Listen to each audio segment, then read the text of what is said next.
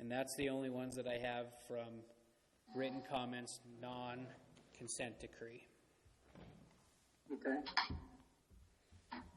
If it's okay with you, Mr. Chief Executive, I would open up the phone lines for any public comment on tonight's agenda. Yes. Great. Okay. Anybody has any public comment on anything on the consent agenda, they could please call in now. You have that number with you, John? I do. It's 497-5009. And it looks like I have one, so I will answer this. Thank you for calling the Butte-Silver Bell Council Commissioners meeting. Please state your name and address for the record. Yeah, this is Griffin, and I live at 11 West Diamond. Hello, Mr. Griffin. Yes.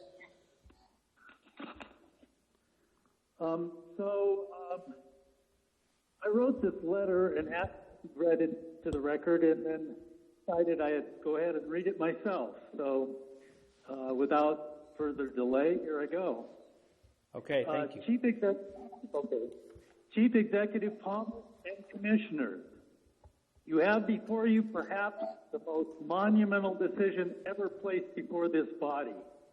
The decision to approve or not DPSOU consent decree.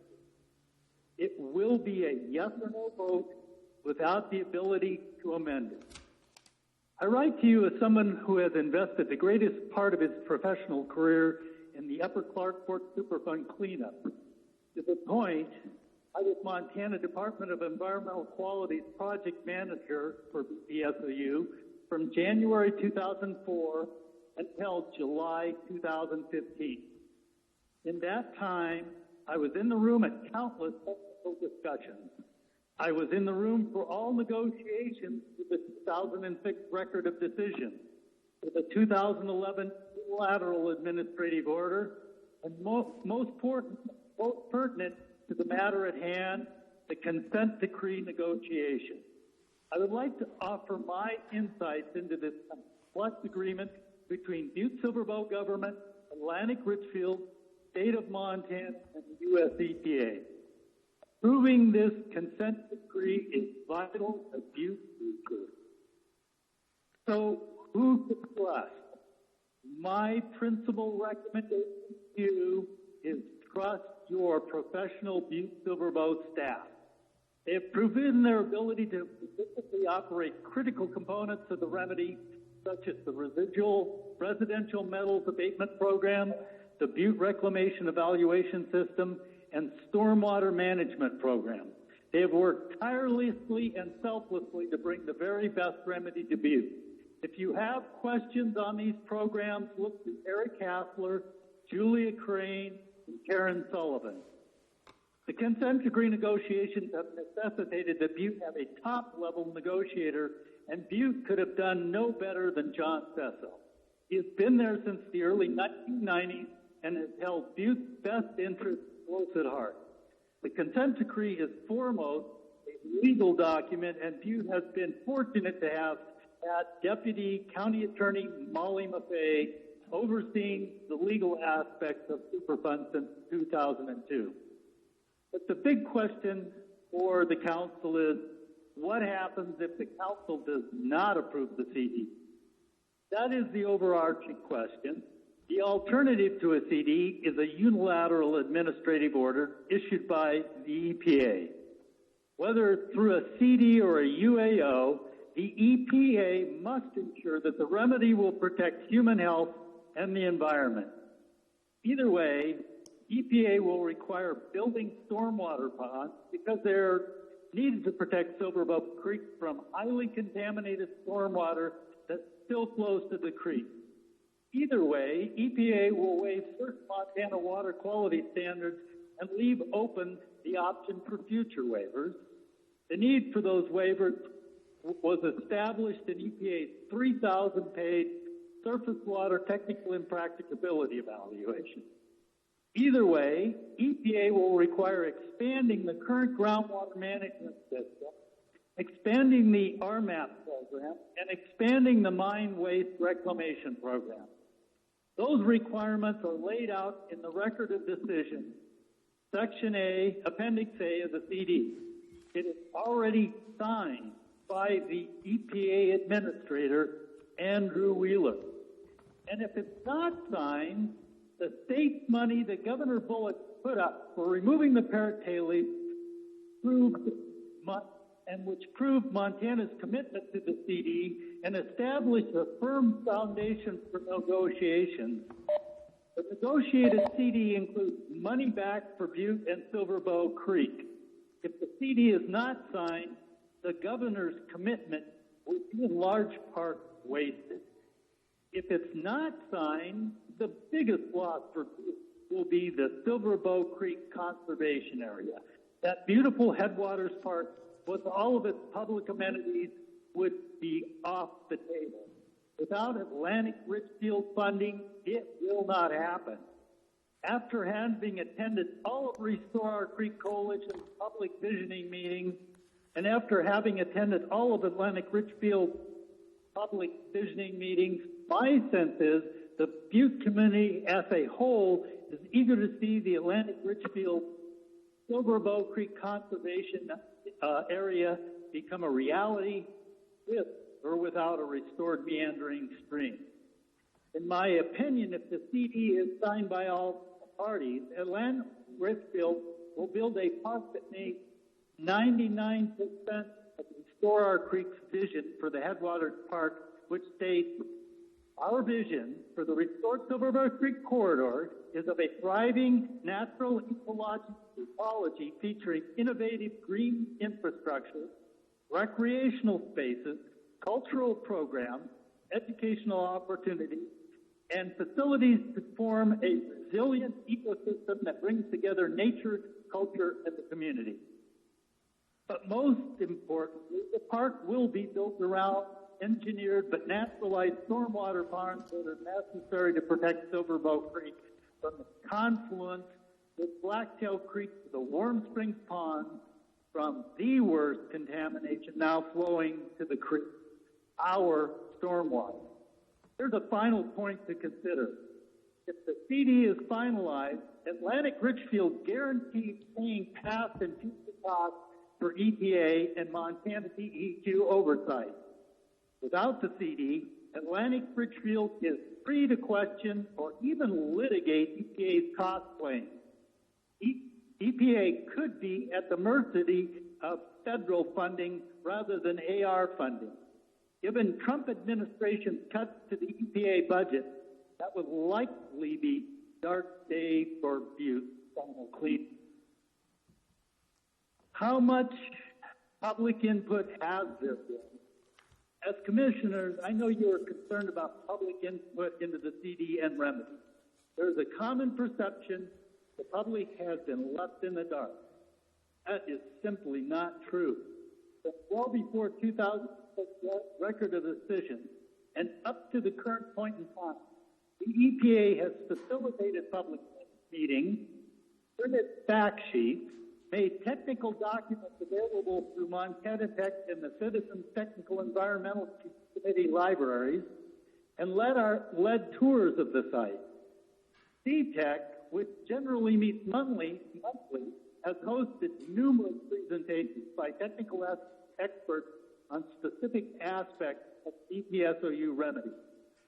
I personally presented EPSOU proposed plan, stormwater, and the technical impracticability waivers to the Council of Commissioners on May 22nd, 2019. The EPA began publicly laying out the framework for the proposed plan to amend the record of decision, which is the foundation of the CD, in mid-2018. The proposed plan was released in April of 2019 with a 90-day public period. I referred to the EPA responsiveness summary, in which EPA responds to oral and written questions and comments to the proposed plan. It is organized by topic and is extensive. You will, in all likelihood, find EPA's answer to any question you or any of your constituents may have. I believe this CD is well vetted from a technical perspective and has honestly incorporated ballot public input. It is time to move to the final phase of Butte-Silver Fund. I urge you to approve Butte-Silver County acceptance of the consent decree and provide Chief Executive Palmer with signing authority. Sincerely and with utmost respect for this council, Joe Griffin. And I thank you for taking this time. Thank you, Joe. You're welcome. Commissioner Morgan, do we have any more calls? Yes, we do. Can I just ask the commissioners if they can hear the phone calls okay? Okay. It was breaking up a little bit, but Okay, I will try that on the next one. There is another one, so let me answer that. Hello, welcome to the Butte-Silver Bow Council of Commissioners meeting. Please state your name and address for the record. John W. Ray, R-A-Y, 915 West Galena Street. Thank you. Go ahead, Mr. Ray. Hello?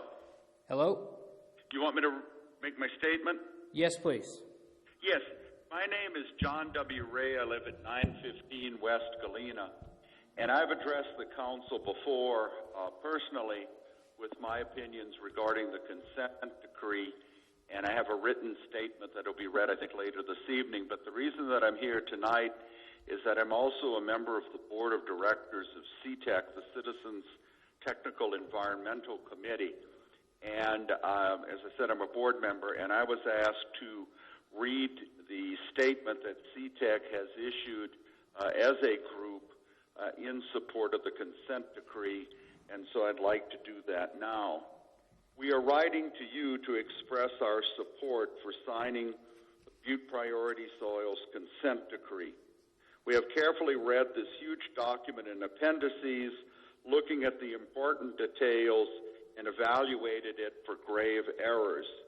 Our opinion is that the consent decree will provide Butte the Superfund remedy that it deserves and the cleanup that Butte has been fighting for.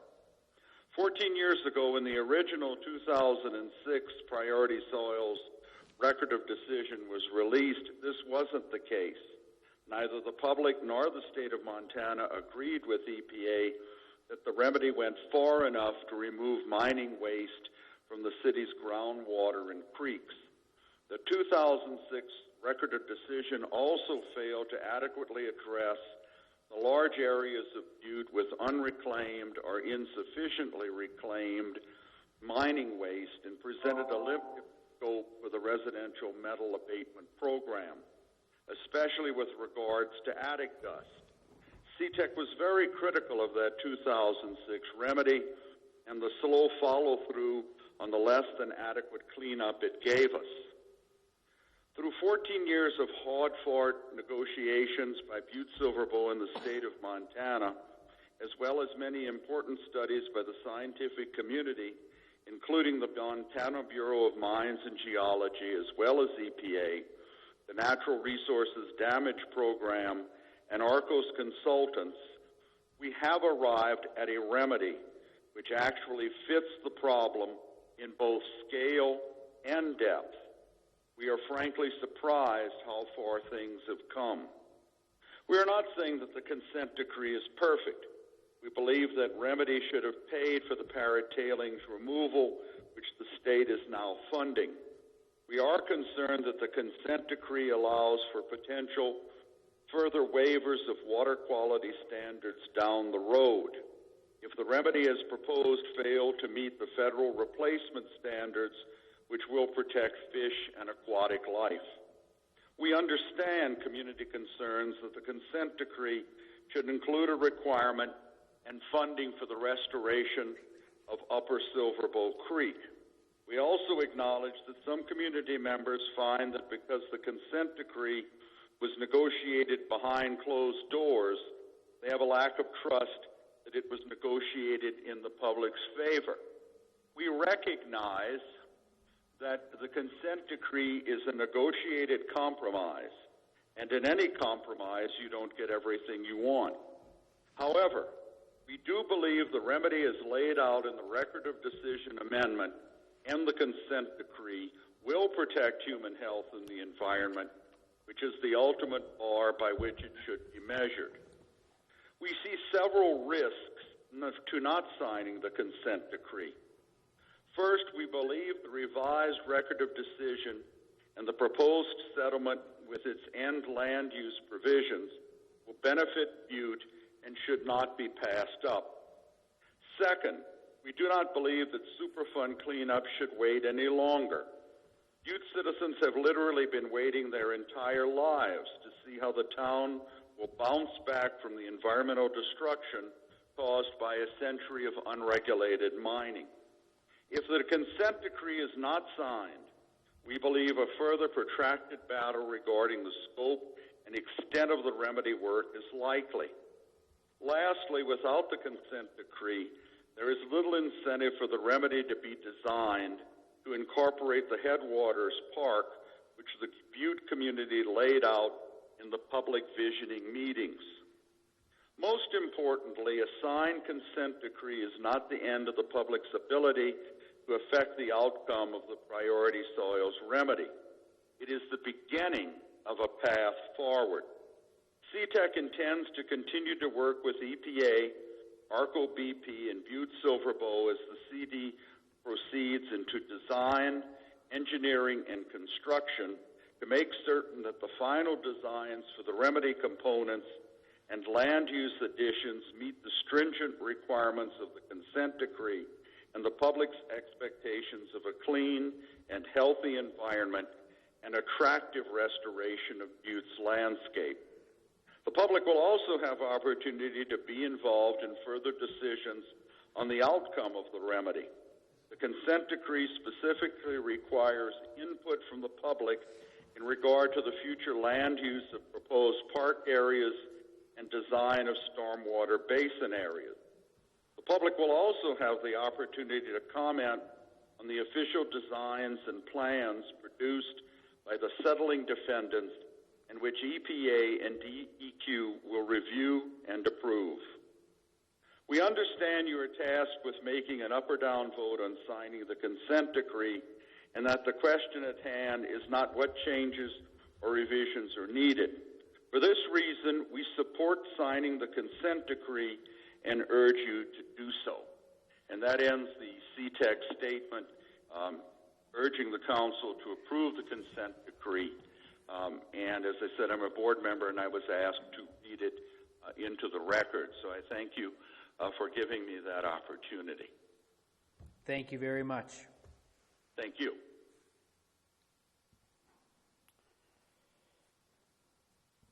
Any more comments, John? I believe I do, Mr. Chief Executive. Okay. Hello, thank you for calling the Butte-Silver Bow Council of Commissioners meeting. Please state your name and address for the record. Hello? Hello? Let me go back. Looks like there's another one. Thank you very much. Thank you for calling the Butte-Silver Bow Council of Commissioners meeting. Please state your name and address for the record. My name is Bob Brock. My address is 2912 State Street. Welcome, and Bob. Excuse me? Welcome. Thank you. Thanks for setting this up. My comment is this. If the current situation we've found ourselves in can teach us anything, it's that policymakers who do not plan for the worst will be exposed by their own failures to do so. And should also teach us that in matters of science, if you don't have a test, you don't have anything. It doesn't matter how strong the economy is, how great a city is, how nice your parks and amenities are. When a problem arises and you do not have the ability to test for that problem, the consequences are far-reaching, and as we're now learning, often inconceivable until they occur. At Commissioner Frederickson's public meeting back in early March, I raised the questions and concerns I'm bringing up now. Several of the commissioners and the chief executive were there, so for the benefit of those who were not, I trust they'll relay the same recollection of these points. In a nutshell, my concerns, both of which were verified publicly that night by EPA as being accurate, are that this consent decree does two things that have never been done anywhere else in the United States, with the possible exception of the consent decree in Anaconda. First, this consent decree contains multiple waivers. I asked the EPA point blank that night if they had an example of another consent decree from anywhere else in the United States that basically says we're going to waive a standard now, and if everything we're trying still doesn't work, we're going to waive that standard again instead of figuring out why it isn't working and fixing the problem. Point blank, the EPA's response was no. They could not come up with another example like that, even though they had been actively looking for one besides Anaconda.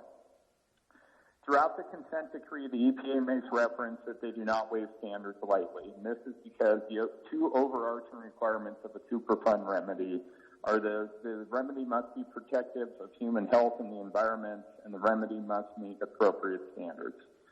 Anyone reasonable at this point can see there is a need and there is logic behind the first waiver in the consent decree. Waiving the state of Montana standard in favor of the federal dissolve standard makes sense, especially when further downstream in the Clark Court, the state standard has already been replaced by the federal standard. If that were the only waiver in this document, it would not be unique amongst consent decrees, and it would be a great place and a great deal for the people of Butte. Unfortunately, and somewhat inexplicably, this document then takes an additional step of waiving the federal standard in the event the cleanup remedies it contains still doesn't get stormwater to the federal level. Many times I've been told and I've heard said that the second waiver is only going to be used in the highly unlikely event that we'll need it. As such, it's not worth either delaying the process nor is it worth putting much worry into. I would hope that the experience that this nation has gone through these last 6 weeks, in large part because the president had the exact same attitudes towards the coronavirus when he had an opportunity to change its trajectory, would be enough to quell that argument for good. If only everyone followed Butte's own example of great leadership during this crisis and took steps to prevent problems, not fail after they develop. The second and most important issue I have with the consent decree is that the standard to which the second waiver occurs, the biotic ligand model, is not now, nor has it ever been approved or designed to be used in stormwater conditions. Again, this is information the EPA confirmed that evening publicly. For anyone who thinks the science is too difficult to understand, let me explain it simply. The biotic ligand model presently is approved by the EPA as a standard for measuring copper lethality in aquatic life. It's a computer model that takes into account 10 different water parameters, including temperature, pH, and dissolved organic carbon, because all of these things contribute to how much copper can actually make it to the point in an organism like a fish where it becomes a problem. It's a decent model because it takes into account the fact that water composition has a huge impact on how much copper is actually too much copper. The thing is, though, the model was designed to be and is today only applicable to, quote, equilibrium conditions. I have a simple analogy to explain the science in a second, that basically if the makeup of the water is constantly changing, like it is during stormwater events, you can't measure the effect of these different things on different things like temperature, pH, carbon, and the like on copper.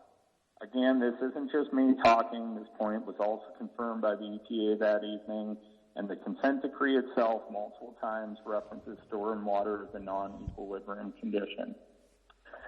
So what does that mean in simple terms? It basically means this, that the biotic ligand model cannot presently measure copper lethality in changing conditions like stormwater. For the same reason, you can't figure out what your body temperature is with a thermometer under your tongue at the same time that you're eating hot soup. There's just too much happening in there to get a measurement.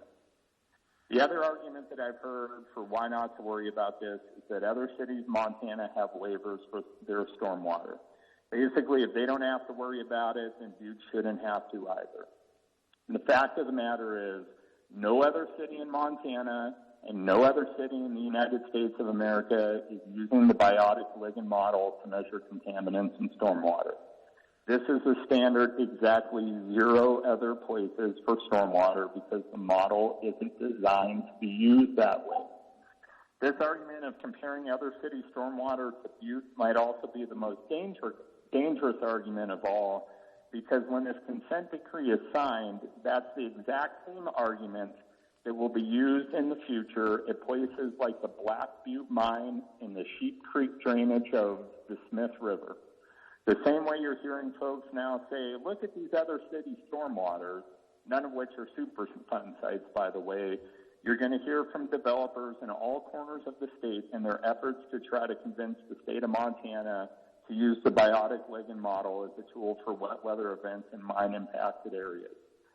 Furthermore, because the state of Montana is party to this consent decree, those folks will have a solid case when they make that argument. You did it for mine waste in Butte, they're going to say, and what, pray tell, will the state's response be, especially under some future administration that could care less about our waterways?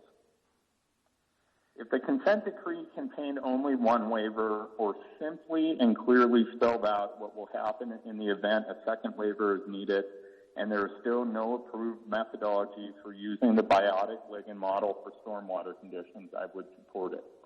I think the remedies it contains take some huge step forward, and it recognizes that fundamental truth that the folks up on Timber Butte raised. Nobody in Butte wants tailings in their backyards. The remedy in this document recognizes that fact and recognizes the fact that presently there are a lot of tailings literally in people's backyards in this town, but being in the dead center of town, they impact all of us. To me, this is a great draft, and it just needs some minor modifications to make sure it ages well. So here's the key point. I'm not convinced that you all have before you just an up or down vote. I understand you cannot modify and amend the consent decree, but the parties, I believe, can return to the table and make some minor modifications, like clearing up that ambiguity. And so my ask of the council tonight is to request from the Environmental Protection Agency a document entitled Pre-Referral Negotiation Procedures for CERCLA Judicial Enforcement Cases, dated September 30th, 2015, and signed by Cindy Mackey. That's pre-referral negotiation procedures for CERCLA judicial enforcement cases. I have the 1990 version of this document, and it is basically the step-by-step guide for how consent decrees get negotiated and processed by the EPA, the parties, and the Department of Justice. There is nothing in that 1990 version that prevents the parties from easily returning to the table and tightening up the language in this consent decree to prevent the ambiguity over the biotic ligand model or any other issue folks might want to see cleared up. Of course, the 1990 version is very old, but unfortunately, the Environmental Protection Agency responded to my request for the 2015 document with a letter saying it was privileged information. Perhaps Butte-Silver is a party that this process could do better. Perhaps the document prevents the parties from returning to the table. Who knows? But either way, the council should have it. If the document is provided and the process allows for it, please fix this one very fundamental flaw before signing off on it. I don't want to belabor these points, so I'll conclude my comments and submit some more formal written comments on these matters at a future date. I do, by the way, also believe the final comments and votes on this subject should be held off until all of our citizens can participate. Some of the same elderly folks who are home tonight without access to participate were also around the last time the leaders of this town gathered at the Finland Hotel in 1947 and promised a project that would lead to a greater Butte. Nobody that night asked any of these sorts of questions about what would happen years down the road, and by the time they came to realize the decision they made that night would end up costing them their favorite neighborhoods, businesses, amenities, and homes, it was too late. I do not believe the consequences of signing a document that doesn't allow us to measure the effectiveness of the cleanup is nearly as monumental as that decision was all those years ago.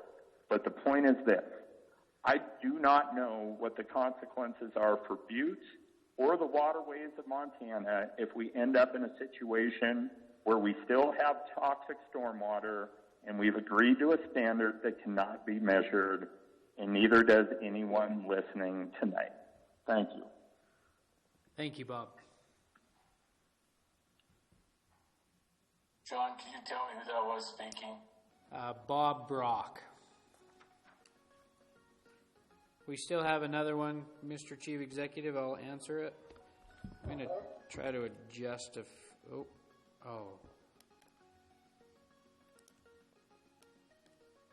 My computer just died.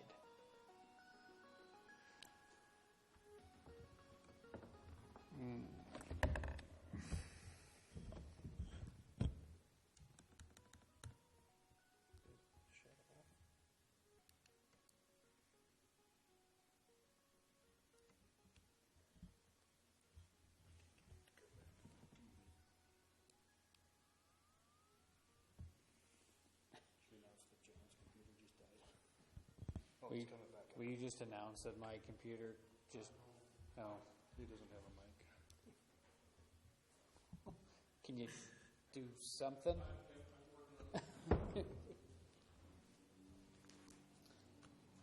I'll run downstairs.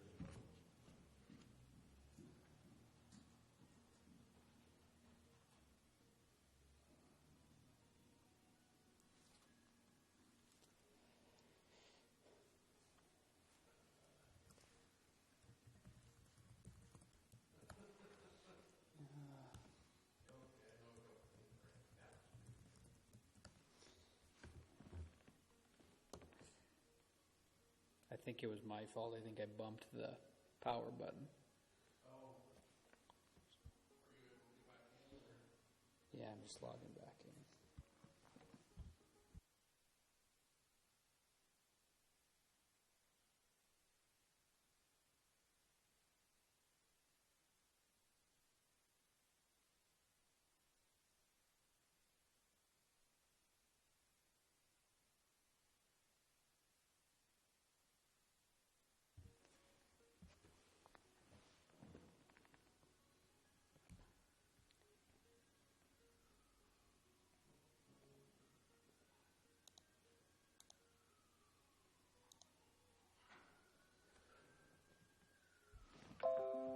Hello, everybody. Can you hear me?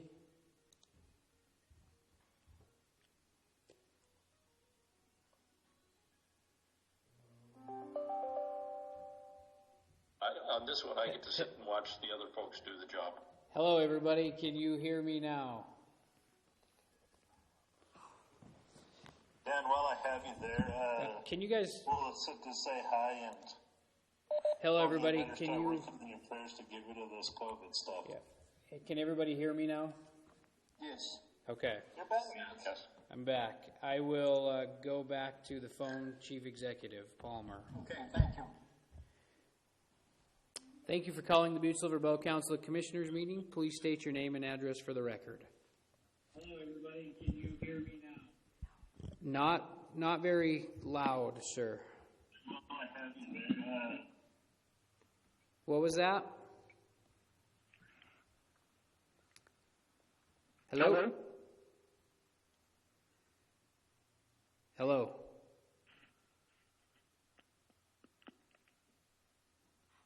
Hello, sir, are you there? Yes. Okay, go ahead. Now we can hear you a little better. Okay, thank you. Mr. Chief Executive, members of the council, my name is Brad Newman. I reside at 514 North Henry here in Butte. I'm a taxpayer. I'm a voter. I had the privilege of serving as a district judge here in Butte for 2 terms, and for 20 years before that as a deputy county attorney. My intent tonight is to appear as an informational witness. I'm not here to advocate one way or the other how the council should vote on the consent decree. There's a great deal of good in the consent decree, and I'm going to leave it to others to address those issues. I'm not a member of the Restore Our Creek Coalition, but I was asked by the coalition to present information to the council so that the commissioners can exercise their due diligence in considering the consent decree. My comments tonight will be rather narrow in focus. They're going to address a court ruling that I rendered in August of 2015 in a case, Silverbow Creek Headwaters Coalition versus the state of Montana, in the impact of that decision or the significance of that decision and how the consent decree might relate to it. I have heard some misrepresentations or misstatements about that decision over the course of consideration of the consent decree, so I wanted to try to give some information to the commissioners to either clear the air or to at least give you enough that you can ask appropriate questions of your negotiating team, of your attorneys, anyone else you consider reliable sources of information. In that case, in 2015, the court did not order the restoration of Silverbow Creek. Any representation that that's what the decision says is erroneous.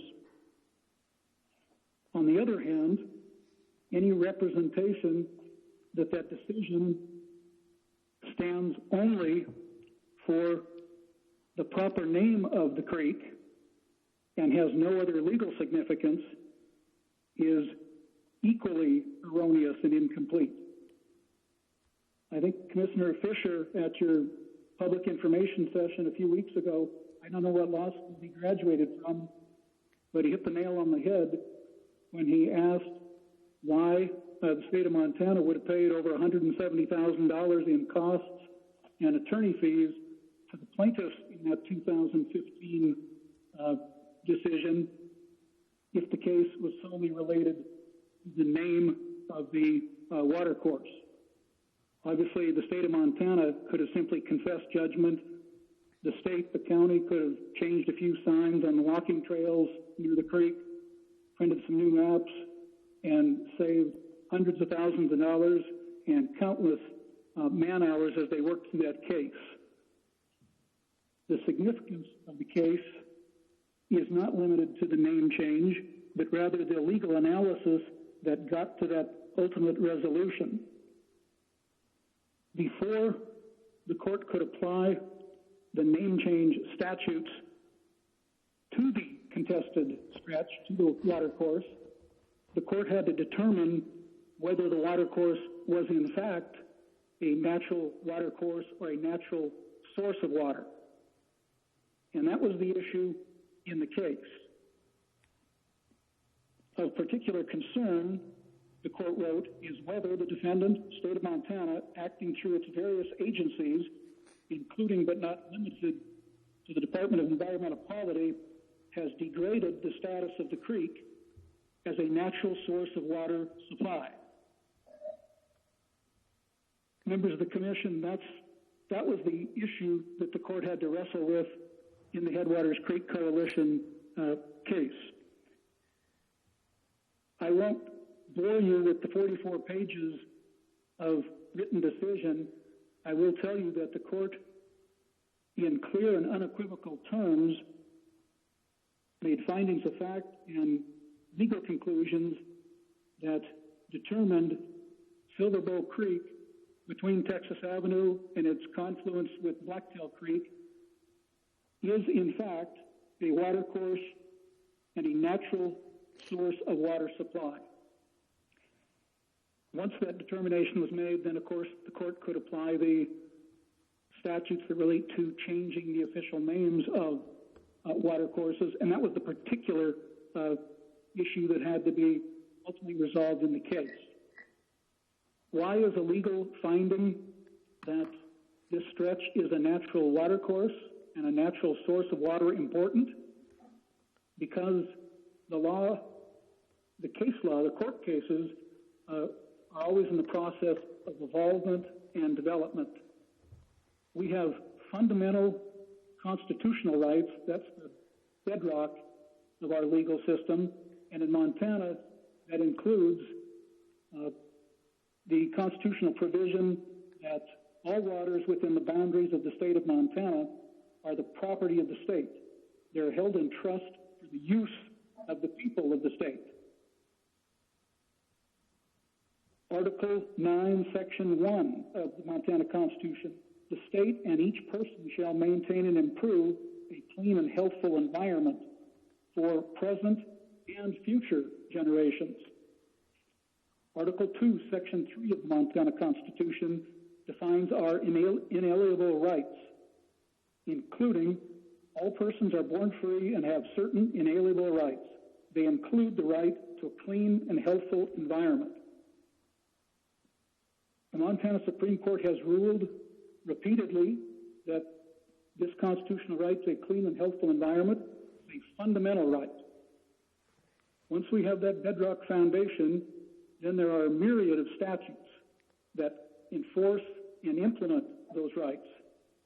I don't want to give you a primer on water law, but those rights relate to access to streams, they relate to use of streams, supply of water, again, a myriad of things. They certainly would apply to restoration questions. Once we have that second layer, that statutory layer of protection, then we have the individual court cases. And each of those court cases is another brick in the wall, or I guess in legal terms we call it precedent. In the Headwaters Creek Coalition case, that 2015 decision, the state of Montana, which did not prevail, had the right to appeal. They could have contested the court's factual findings and the court's legal findings. They did not appeal. That court decision remains unchallenged and can be used in the future as precedent. The reason why we talk about that foundation and that significance is because upon my review of the consent decree, I have a couple of items of concern that I'd like the commissioners to consider and to ask questions about as they exercise due diligence. First thing I want to note is that I see no provision in the consent decree establishing a time frame restricting the council's consideration of whether to approve or reject the consent decree. So you folks have the right to gather information, ask questions of your sources of information, satisfy yourselves that you have all the information you need before you vote. Second, there is a provision in the consent decree, I believe it's paragraph 125, that provides that the consent decree parties cannot oppose entry of the consent decree by the federal court or challenge any provision of the consent decree once it has been signed, which basically means Silver County, Butte-Silver cannot have second thoughts in whole or in part about the consent decree once they've authorized the chief executive to sign it. They're bound by that provision to remain silent. So the public comment period that the Department of Justice would conduct upon approval of the consent decree will be limited to comments from individuals, private citizens, people outside the parties who have signed the decree. If you determine, I think one of the prior callers touched on this as well, if you determine that the consent decree would be rejected as opposed to approved, it would force the issue back to the negotiating table. I don't believe there is any authority for the council to amend or alter certain provisions of the decree. Your role is going to be whether or not to authorize Chief Executive Palmer to sign the decree on behalf of the county. With respect to the issue of Silverbow Creek. There is some language in the decree that causes me at least pause for reflection and concern. In the end land use section, footnote 1, for example, there is language in the consent decree that provides that the area referred to as Silverbow Creek or Silverbow Creek above its confluence of Blacktail Creek should not be construed and is not an admission or determination by any consent decree party on any procedural or substantive issues. I have concerns as to why the state of Montana or its subdivisions, including Silverbow County, would want that kind of language included in the consent decree, given that the state was a party to the Headwaters Creek Coalition case, certainly aware of the ruling in that case that Silverbow Creek, this particular area or stretch of the creek, is a natural water course and a natural source of water. And having participated in that case, having chosen not to appeal that decision, I have concerns why that language be included and approved by the county or the state. The EPA was not a party to the case. They're certainly not bound by the decision. I understand why the EPA would want to put that information in the decision. There's also a section in the consent decree that talks about potential future remediation or restoration of this area, and it provides in fairly general language that if some unknown entity in the future proposes to do that kind of work, there's a number of conditions that that unknown party would have to meet in order to achieve that and have authority to work the creek. It would seem to me that that at least represents a statement that the consent decree parties are not committed to doing anything more with the creek than is what is in the consent decree, and that they will leave it to somebody in the future to determine whether or not restoration or remediation would be appropriate. Clearly, there may be questions that you have about why that language appears in the consent decree. I empathize with the commissioners. I have participated in public forums for 35 years now in my career.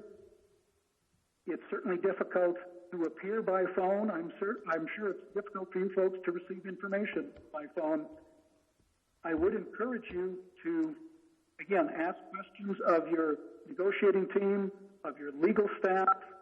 I think you need to ask those questions. I'll be interested in to find out how much you have learned in the next 3 weeks when you convene again on May 6th. Good luck to you with your ultimate decision, but remember, you do have as much time as you need to have the questions answered. Questions posed not only by proponents or opponents of the creek issue, but also the consent decree in general. I appreciate your time, and I look forward to meeting with you again. Thank you very much.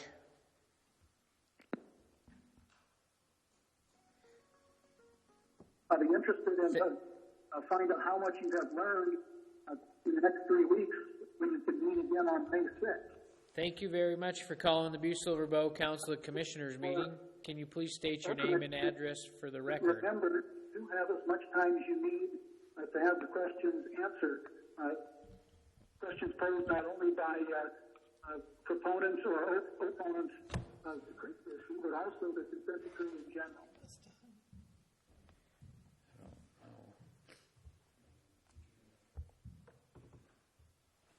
Thank you. Mr. Chief Executive, that looks like that was all the calls that came in. I don't know what the last one was. It was a recording of the last, Brad Newman, the last part of his. Okay. So that concludes the phone calls at this time, Mr. Chief Executive. Okay, then we'll move the approval of the minutes of the April 1st, 2020 regular meeting. Commissioner Morgan. Thank you, Mr. Chief Executive. One thing that I do have to make a change on is the motion that is referred to my communication 2020-152. The original motion in the minutes states an incorrect comment. I would like to amend those minutes to read a motion that we concur with communication 2020-152 and hold the public meeting on April 15th and May 6th, which is our next regular meeting after the 15th, and then reassess at that point of what is necessary moving forward. I took that language exactly from the recording of the April 1st meeting, so I would like to make that change. So with that being said, I would make a motion that we approve the minutes of the April 1st, 2020 regular meeting as amended. Second. Okay, we have a motion made and seconded to amend the minutes of the April 1st meeting to state exactly as the recording said. Is there anything on the question? Will everyone please vote?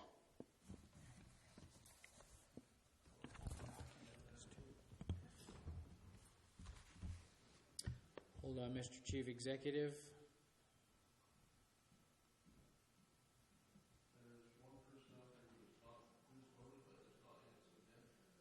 There's one person that did not hit submit. If you could please make sure you selected and hit submit.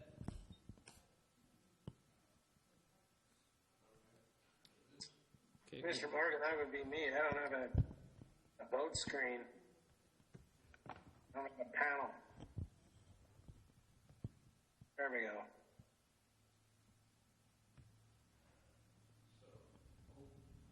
Right.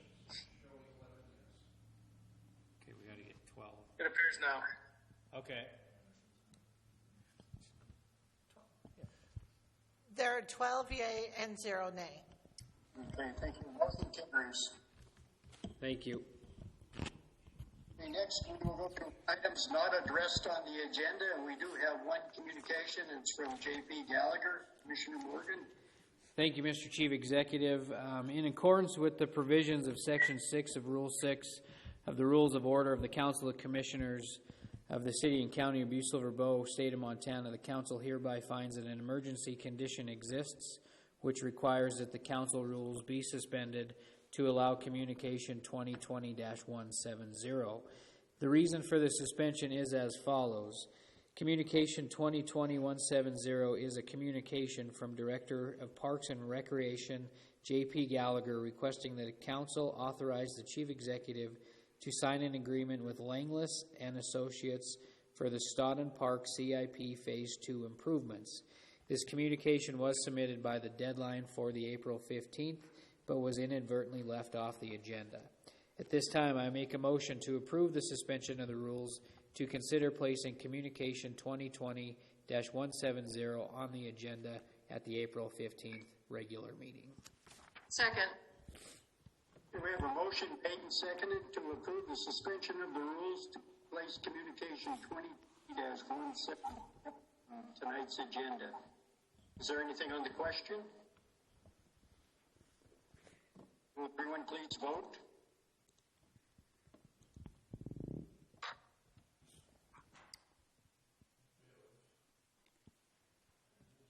Anyone wishing to change the vote? The clerk, please record the vote. We have 12 yea and 0 nay.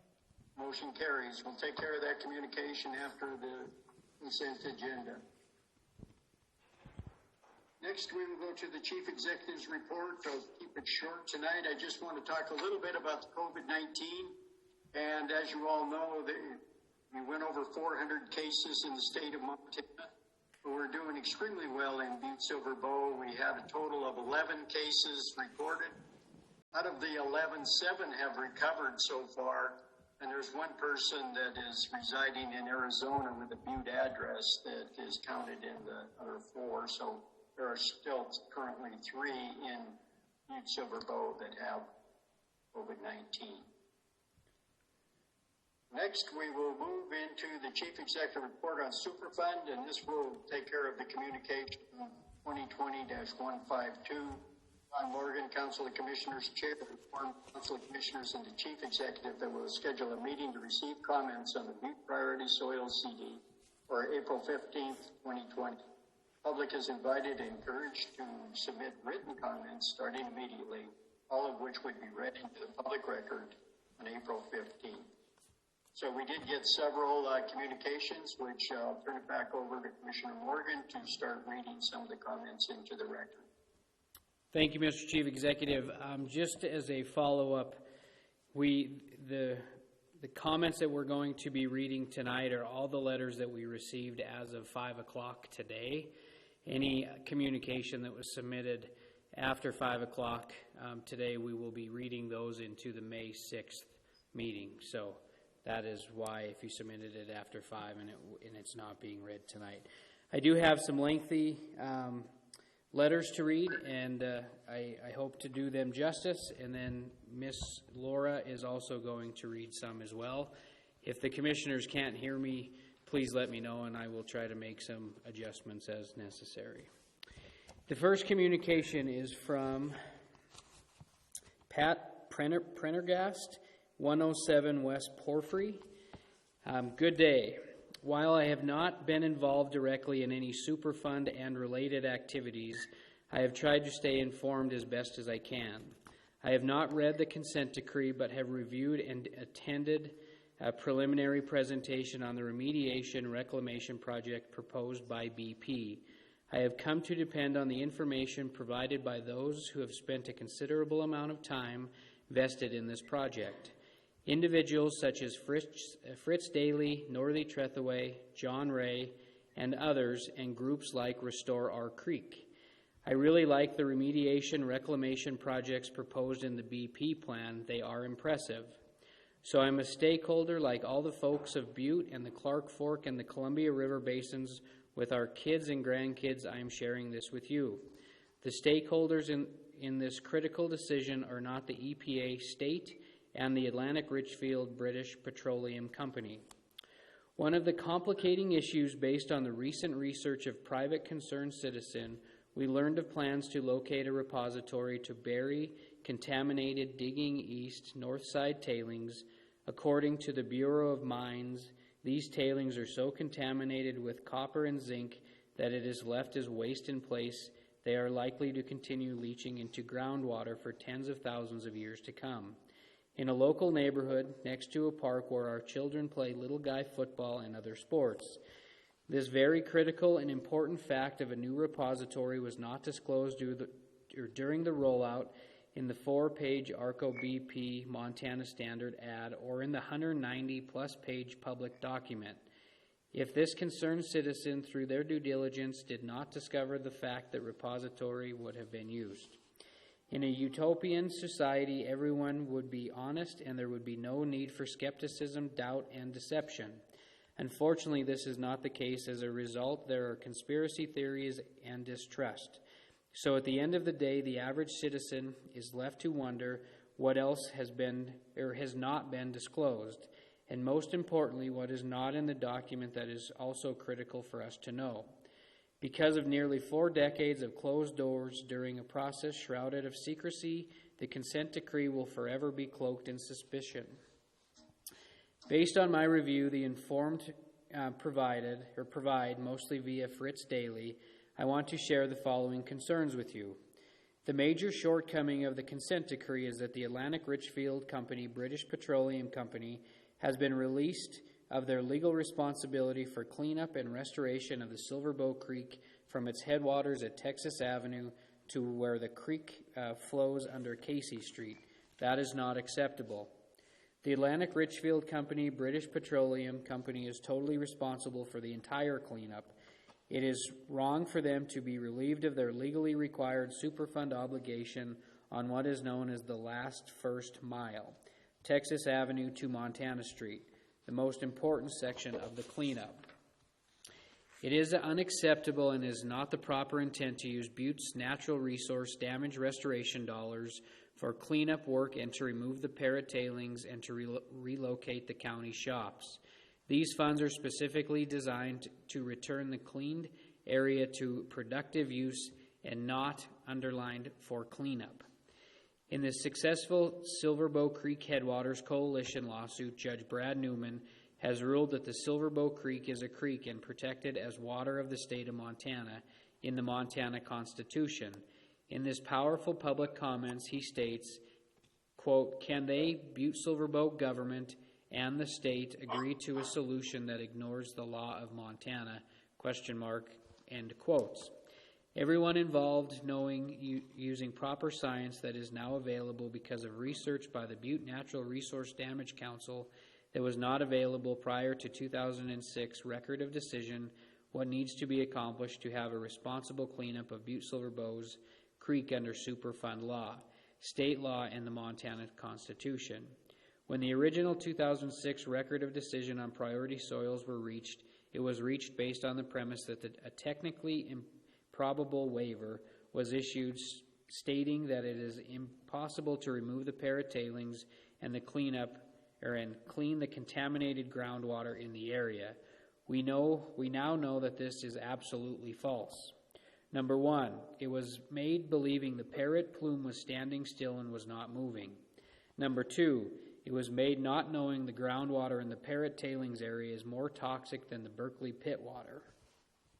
Number three, it was made not knowing that substantially more water flowing to Silverbow Creek than originally projected. Number four, it was made believing the water was flowing at a much slower rate that we now know is actually happening. Number five, and we now know because of the removal of the first phase of the parrot removal that the parrot plume contains 15 times more copper, 5 times more lead, and twice as much cadmium as the Berkeley, and it contains the same amount of arsenic and zinc as the Berkeley, and is the most heavily contaminated mine water in the state and probably the entire United States. Two basic premises used in making this incompetent decision on the cleanup of Silverbow Creek at its headwaters. Number one, it was based on the fact that Silverbow Creek flowing through Butte was sewer. And number two, it was based on the fact that it was technically impracticable to responsibly clean and restore the creek and its corridor and to leave contaminated waste in place. Both of these premises have now been proven to be totally false and inaccurate. Therefore, are there three major misunderstood issues in dealing with these issues is number one, who is responsible for that cleanup? Atlantic Richfield, British Petroleum is 100% responsible. Number two, the difference between cleanup, remediation, and restoration. Number three, now that it is Butte's turn for cleanup and restoration, why has the cost become a major issue? According to the Montana Standard, Atlantic Richfield has spent $1.6 billion since 1989 in Butte and the Clark Fork Valley. That includes some $290 million in Butte proper. The consent decree obligates the company to spend another approximately $150 on the Butte Hill. So based on these numbers, $1.75 will be spent by the Atlantic Richfield from 1989 until the completion of the project. $440 million of this is in Butte. This represents 25% of all the money spent by Atlantic Richfield. Butte gets 25% of the money when it is where the majority of the reclamation remediation needs to be done. Even to those with remedial mathematical skills will know that this does not represent an equitable solution. Based on the opinions of others, and I would agree, here's what needs to be accomplished in order for Butte to receive the quality cleanup and restoration of the Butte Hill, Silverbow Creek, and the Berkeley Pit, and Butte proper to receive the quality cleanup and restoration we are guaranteed under Superfund, state law, and the Montana Constitution. Anything less is unacceptable. There is a contaminated groundwater plume from the Parrot Plume flowing under Butte homes and under the Columbus Plaza where elderly retirees and disabled residents live. It must be addressed. As documented by the state, the plume contains 15 times more copper, 5 times more lead, twice as much cadmium, and it contains the same amount of arsenic and zinc as the Berkeley Pit.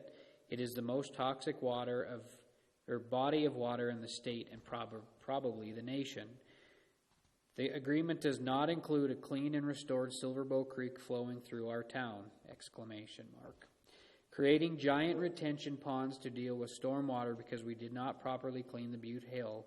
We already have 51 billion gallon pond and a half-mile away at the Berkeley Pit.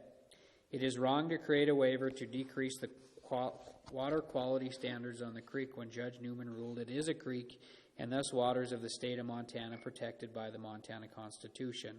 The solution to pollution is not dilution. It is wrong to not remove the reverse French drain when the state of Montana adamantly states it is not working. Use Butte's natural resource damage restoration money for cleanup work, and to remove the parrot tailings is not the correct use of the money. These funds are designed to return the cleaned area to productive use and not for cleanup. Missoula is not required to use the restoration money for cleanup. Missoula now has a beautiful park in the Milltown Dam area where children can play and fish, and we in Butte are begging for pennies to complete the responsible cleanup. It creates a system that requires treatment in perpetuity for several areas, including pumping and treating Berkeley pit water, cleaning ponds, jetting the reverse French drain, and cleaning the Colorado tailings ponds. Butte priority soils area is a 5-mile square area. It consists of the entire Butte Hill, Walkerville, Butte's section of Silver Bow Creek, the Parrot Tailings, Butte Storm Sewer System, and Lower Area 1. That includes the area west of Montana Street, including the Colorado Tailings area and the Metro Sewer area. EPA is the lead agency. The established or created lead level in Butte is 1,200 ppm. The national standard is 400 ppm. Why is that? Superfund law consists of 2 parts. Number 1, Superfund can be defined as cleanup. The goal of all Superfund cleanups is to responsibly clean an area to protect the health of the residents of a community and assure a safe environment for all citizens. Number 2, natural resource damage can be defined as restoration. Its goal is to restore the clean Superfund sites to a responsible and meaningful purpose and to compensate residents of the Superfund area for the lost use of natural resources caused over the years from the contamination of the Superfund site. 3 main criteria in filing the original lawsuit are to compensate residents for the state of the state for lost use of resource, 2, compensate residents for damage to the resource, and 3 was the destruction of the Butte aquifer. Based on the consent decree, the areas of responsibilities for cleanup are: the State of Montana Natural Resource Damage Program is responsible for the removal of parrot tailings and cleanup and restoration of Silver Bow Creek from Texas Avenue to Texas Street, primarily using natural resource settlement dollars. ARCO BP is responsible for the removal of the Diggings East and Northside tailings. The State of Montana Department of Environmental Quality is responsible for the removal of the Blacktail berm and related area around the Chamber of Commerce. That is why the Blacktail berm is not mentioned in the EPA documents on the proposed record of decision amendment! Who is going to pay for all this? Based on the information I have obtained, Butte has not been cleaned properly. Butte deserves the best cleanup possible and not the cheapest, as it is now being proposed by the agencies. Using the best technology available with current and accurate data, we need a consent decree that is not etched in stone, one that provides for contingencies that may develop as the process continues. We should not be using restoration dollars for remediation as we are doing with the Parrot Tailings area. Missoula is not being asked to use the restoration settlement monies from the Clark Fork River settlement restoration dollars to do remediation cleanup in Missoula. It is wrong to create a waiver to decrease water quality standards of the creek.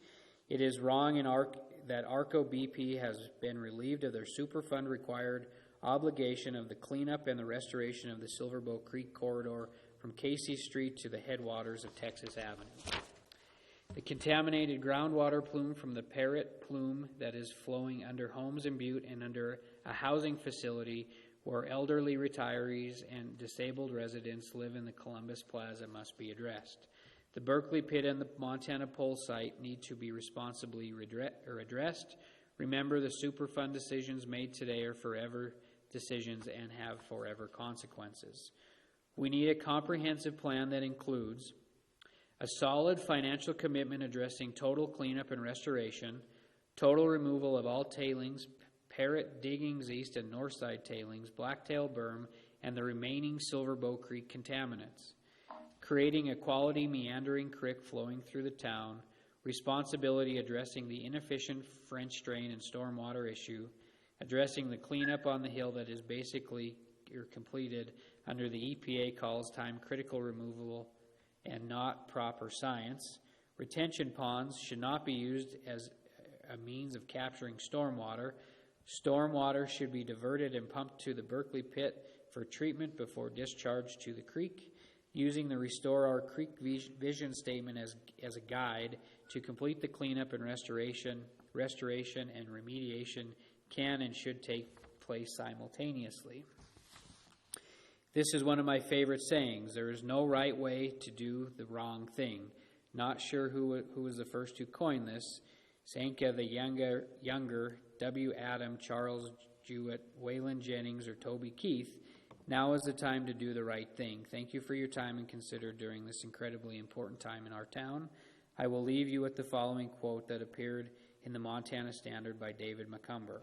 This is a quote. The EPA has asked Butte citizens what they think about it, their plan, and the answers it has received at 2 public hearings have been resoundingly negative, and a plan that has a little popularity among many of the townspeople who are paying attention won a 10-to-1 endorsement from the commissioners who represent them. And that's sincerely Pat Pendergrass. Can you guys hear me okay? Yes. Okay. Yeah, you're good. The next one is Dan Villa, 146 Whisper Ridge. Commissioners and Chief Executive Palmer, I remember a time not so long when there was a call nearly fever pitch to report the Parrot tailings sooner rather than later. To quote one community activist when it came to the long delays in getting that project to bid, enough, we've waited long enough to get it done. I shared that sentiment then and wish it held firm today in regards to the 180 acres of under and unremediated areas in the Butte Hill, the tailings lying in or near Blacktail and Silverbow Creeks, the expanded residential testing and abatement program, the economic development enhancements currently found within the proposed consent decree for the Butte Priority Soils Operable Unit, BIPSU. The move from sooner is better when dealing with the Parrot contaminants to delay, demur, and defer when it comes to waste and waters covered by the CD is, in my opinion, a dangerous and ill-advised precedent to set. The Council of Commissioners, however, can do what is rightly demanded be done when delays plague the removal of the Parrot tailings. Instead of idly waiting for a perfect solution, the Council can act sooner rather than later to approve the signing of the CD. To not do so is to state clearly in action indeed that it's okay for these tailings to stay just a little bit longer. It's okay for Butte residents to be exposed to contaminants for a few more years. It's okay for the waters of the southwest Montana to remain vulnerable to wastes left in place during another spring runoff, a risk too much to bear behind and below the Civic Center only a few short years ago. It's okay for the remediation economy of Butte to stall out. I apologize for the abruptness, but I've reached the end of the metaphorical rope with this process. I've watched for years as nearly nothing has happened to the jeers of many in the Superfund communities which I've called home my entire life. But now that there is an opportunity to do real, palatable, tremendous good for Butte and Anaconda's physical and economic health, there is, in my opinion, more misinformation, misdirection, and misleading than there is conviction to the mission of protecting human health and the environment unless and until perfection is achieved. Perfection is not now, nor was it ever an option. Perfection for some was a deal breaker for others. Consent is lent in this process, and achievement of consent was not possible for everything, everyone, everywhere wanted contained within the four corners of the CD. However, after much work, consternation, and negotiation, there is an opportunity for work not included in the CD to be accomplished regardless. That was always the case and reflects acquiescence by some of the parties, dedication by others, and community input being heard throughout. As a side, that input need not come exclusively through the venue afforded by the Granite Chamber, but comes constantly as well known as elected officials at the grocery store, the bar, the coffee shop, on the sidewalk, in elections, on Twitter and Facebook, and in many other venues. The ears, eyes, and minds of elected officials, public servants, and responsible parties outside the courthouse walls, as well as when an agenda item dictates as much. Please accept my compliments to the whole council for affording comment to proceed through modern means in this difficult times.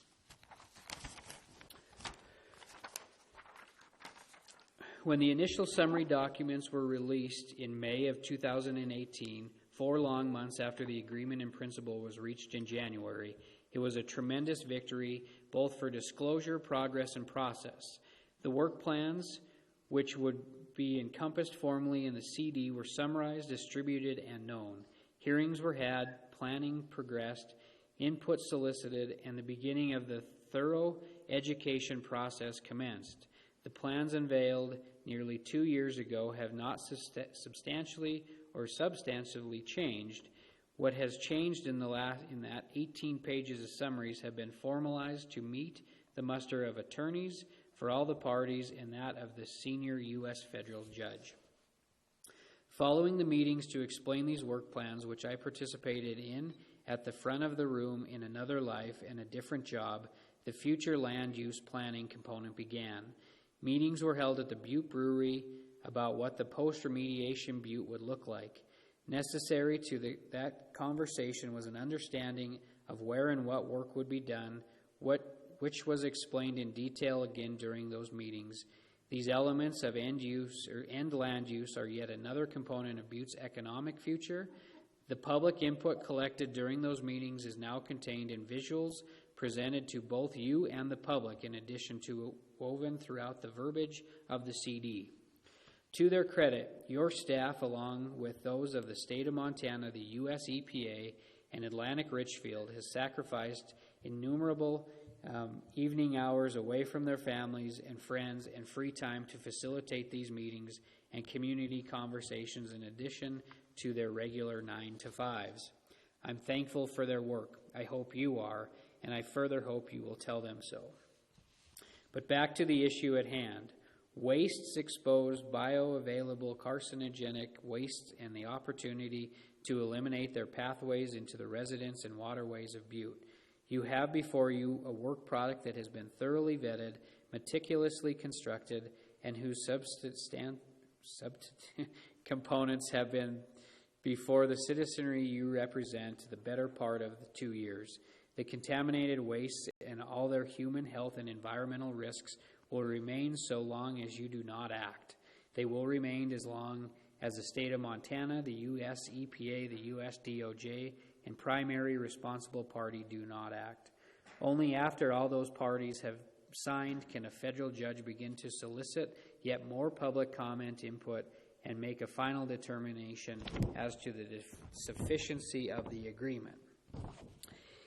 The expediency demanded prior to the Parrot project nearly 3 years ago should now permeate and drive the conversion regarding the approval of the CD, particularly since there is a solution to our Superfund woes staring us all directly in the face.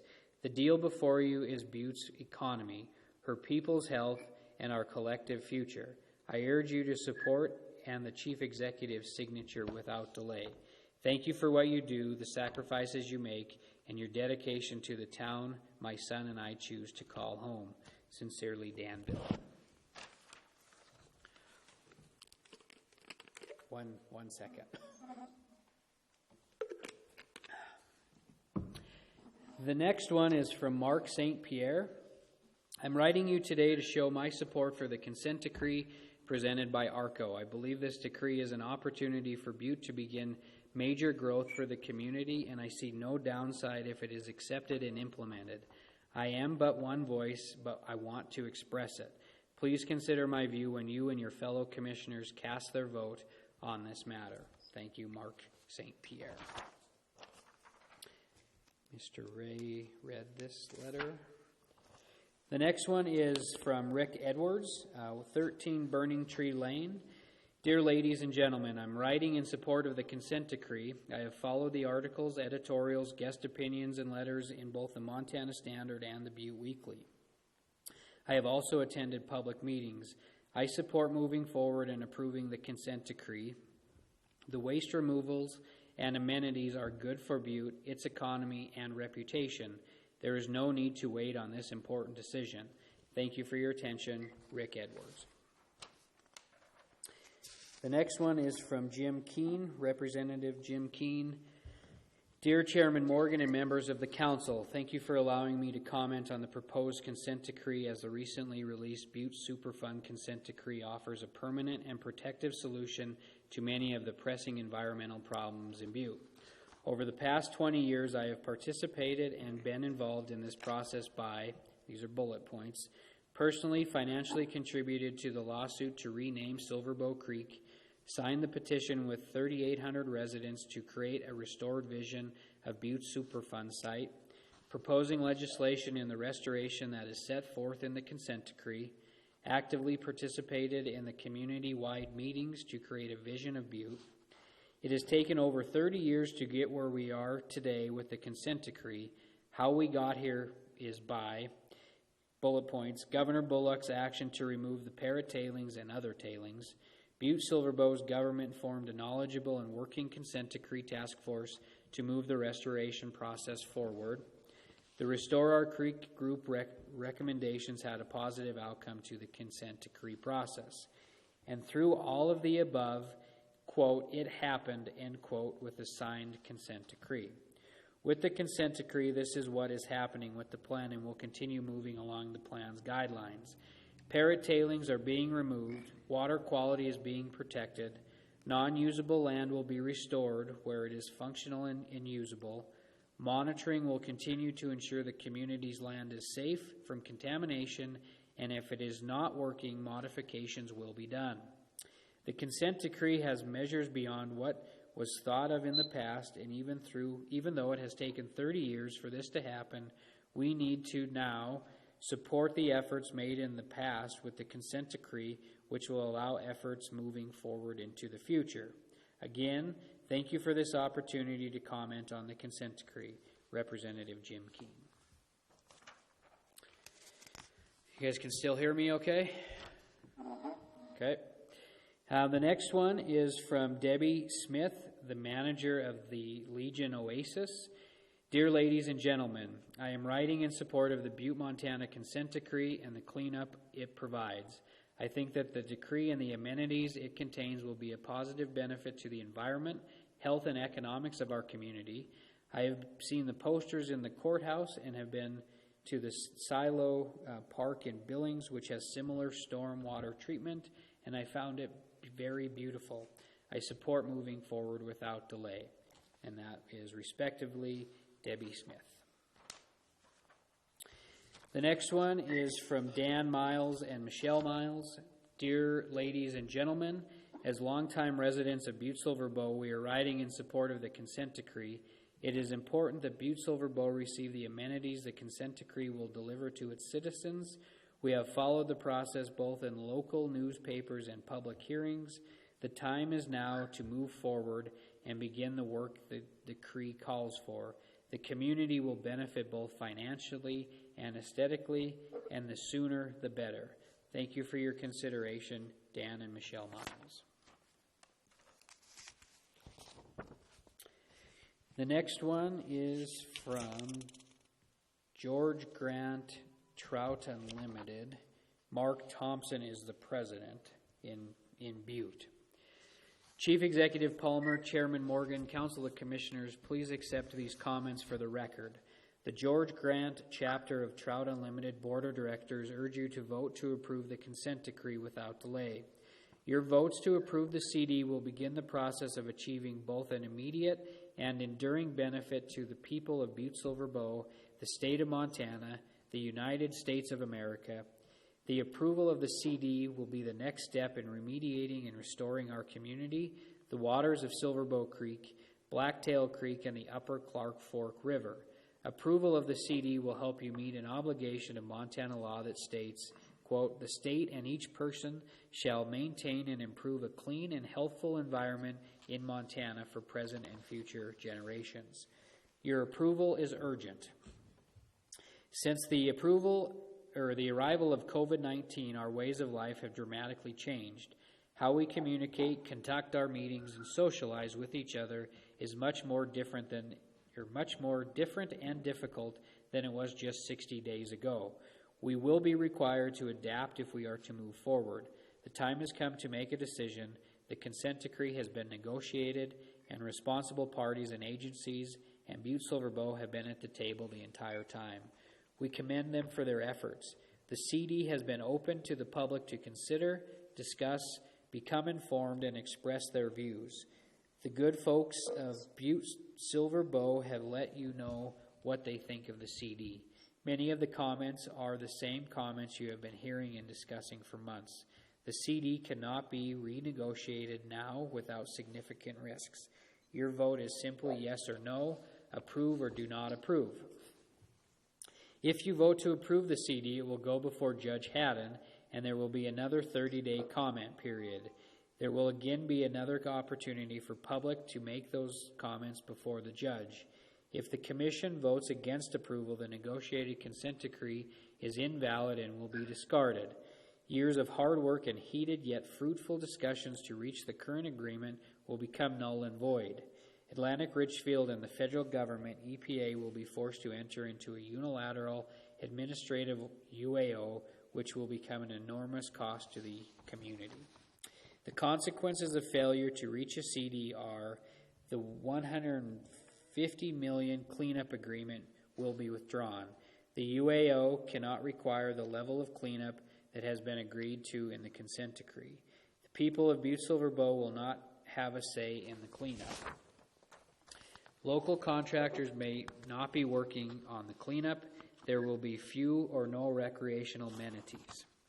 If the Commission votes for approval of the CD, there will be an infusion of $150 million into the community, a high likelihood that many local contractors will work on the cleanup. The people of Butte-Silver Bow will have a much better opportunity to influence the cleanup and restoration going forward. We are in an unprecedented worldwide pandemic that has far-reaching social and economic turmoil and distress. Oil prices were plummeting even before the pandemic, which is creating additional economic distress.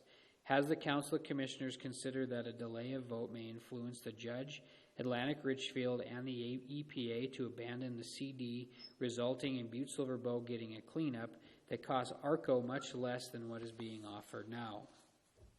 We urge the Council of Commissioners to sign the consent decree now because it is a good deal and offers a favorable outcome for our community. It is simply a yes or no vote, approve or not approve.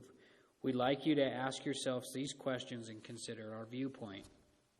Are the parties and every member of the groups of members of our community absolutely happy with every aspect of the consent decree? Obviously not, but most would agree it represents a significant investment and commitment to the Butte community. Will the consent decree do the most good for the most people? Yes, it will. Will Atlantic Richfield be off the hook? No. This is not a negotiated settlement. It is an ongoing project that will be adaptable to new technologies and new ideas. The Superfund process will continue to govern the process, and more work will be required to determine if necessary. To vote against approval or delay the approval of the consent decree may be a mistake and a regrettable lost opportunity to capitalize on the best possible cleanup to rectify the mistakes of the past. We urge you to approve the consent decree without delay. Butte's worth it. The directors of the George Grant chapter of Trout Unlimited listed below represent 214 engaged, concerned, and environmentally active members. The letter was signed by Mark Thompson as President, Forrest J. Vice President Alex Leone, Secretary Ted Connors, Treasurer Roy Morris, Past President Josh Vincent, Rich Day, Carl Hamming, Dave McKernan, Steve Cox, William Masella, Steve Lubick, Paul Olson, Jim Gleason, and Chuck Stoke.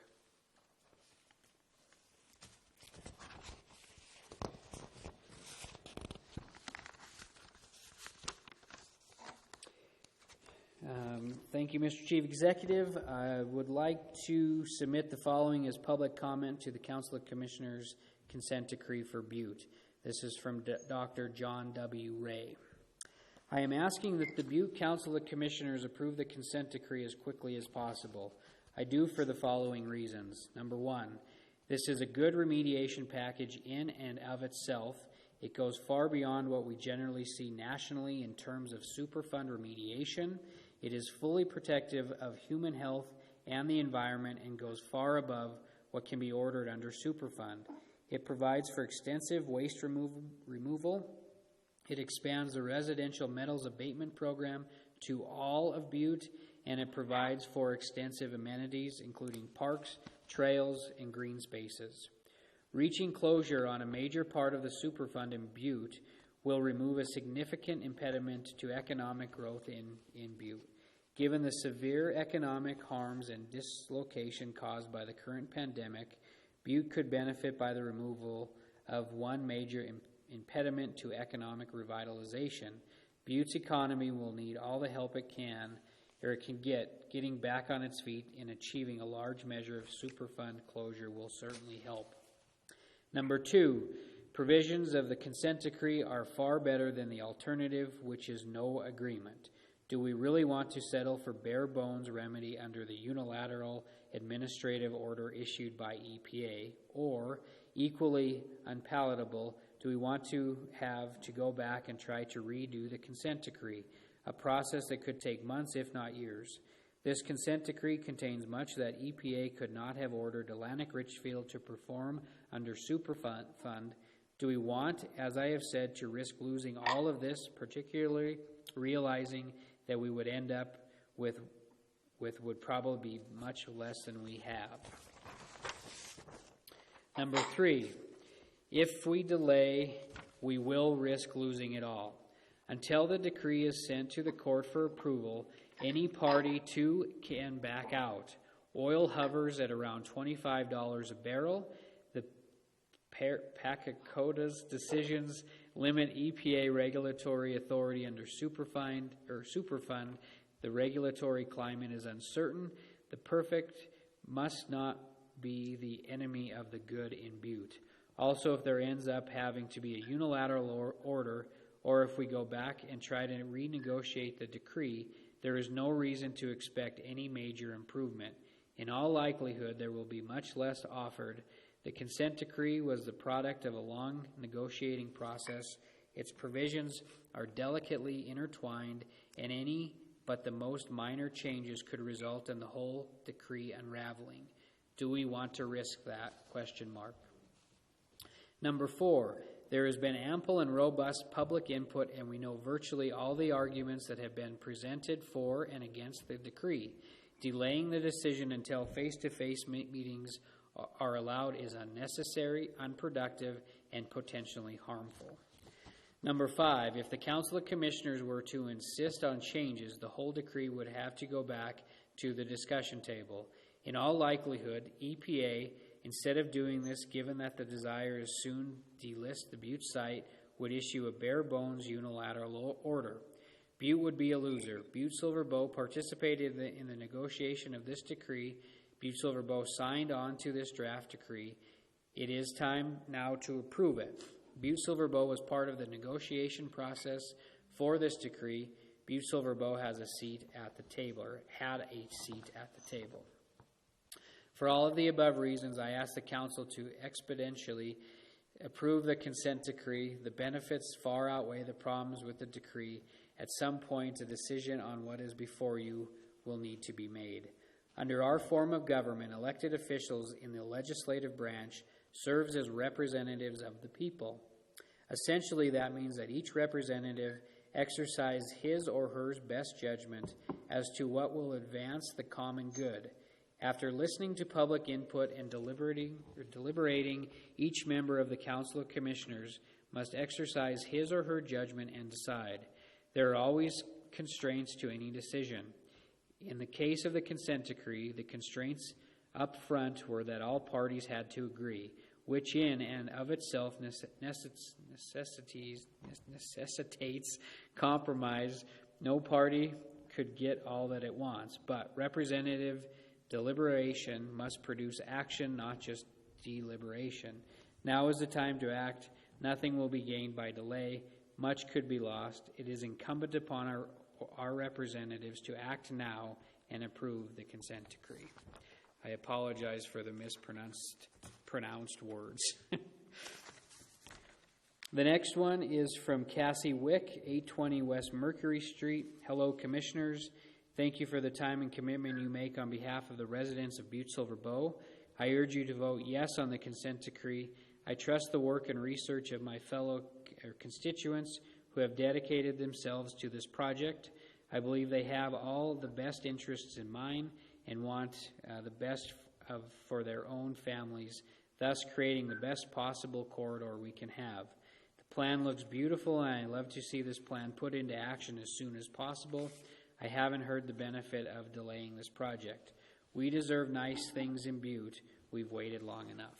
Thank you, Cassie Wick.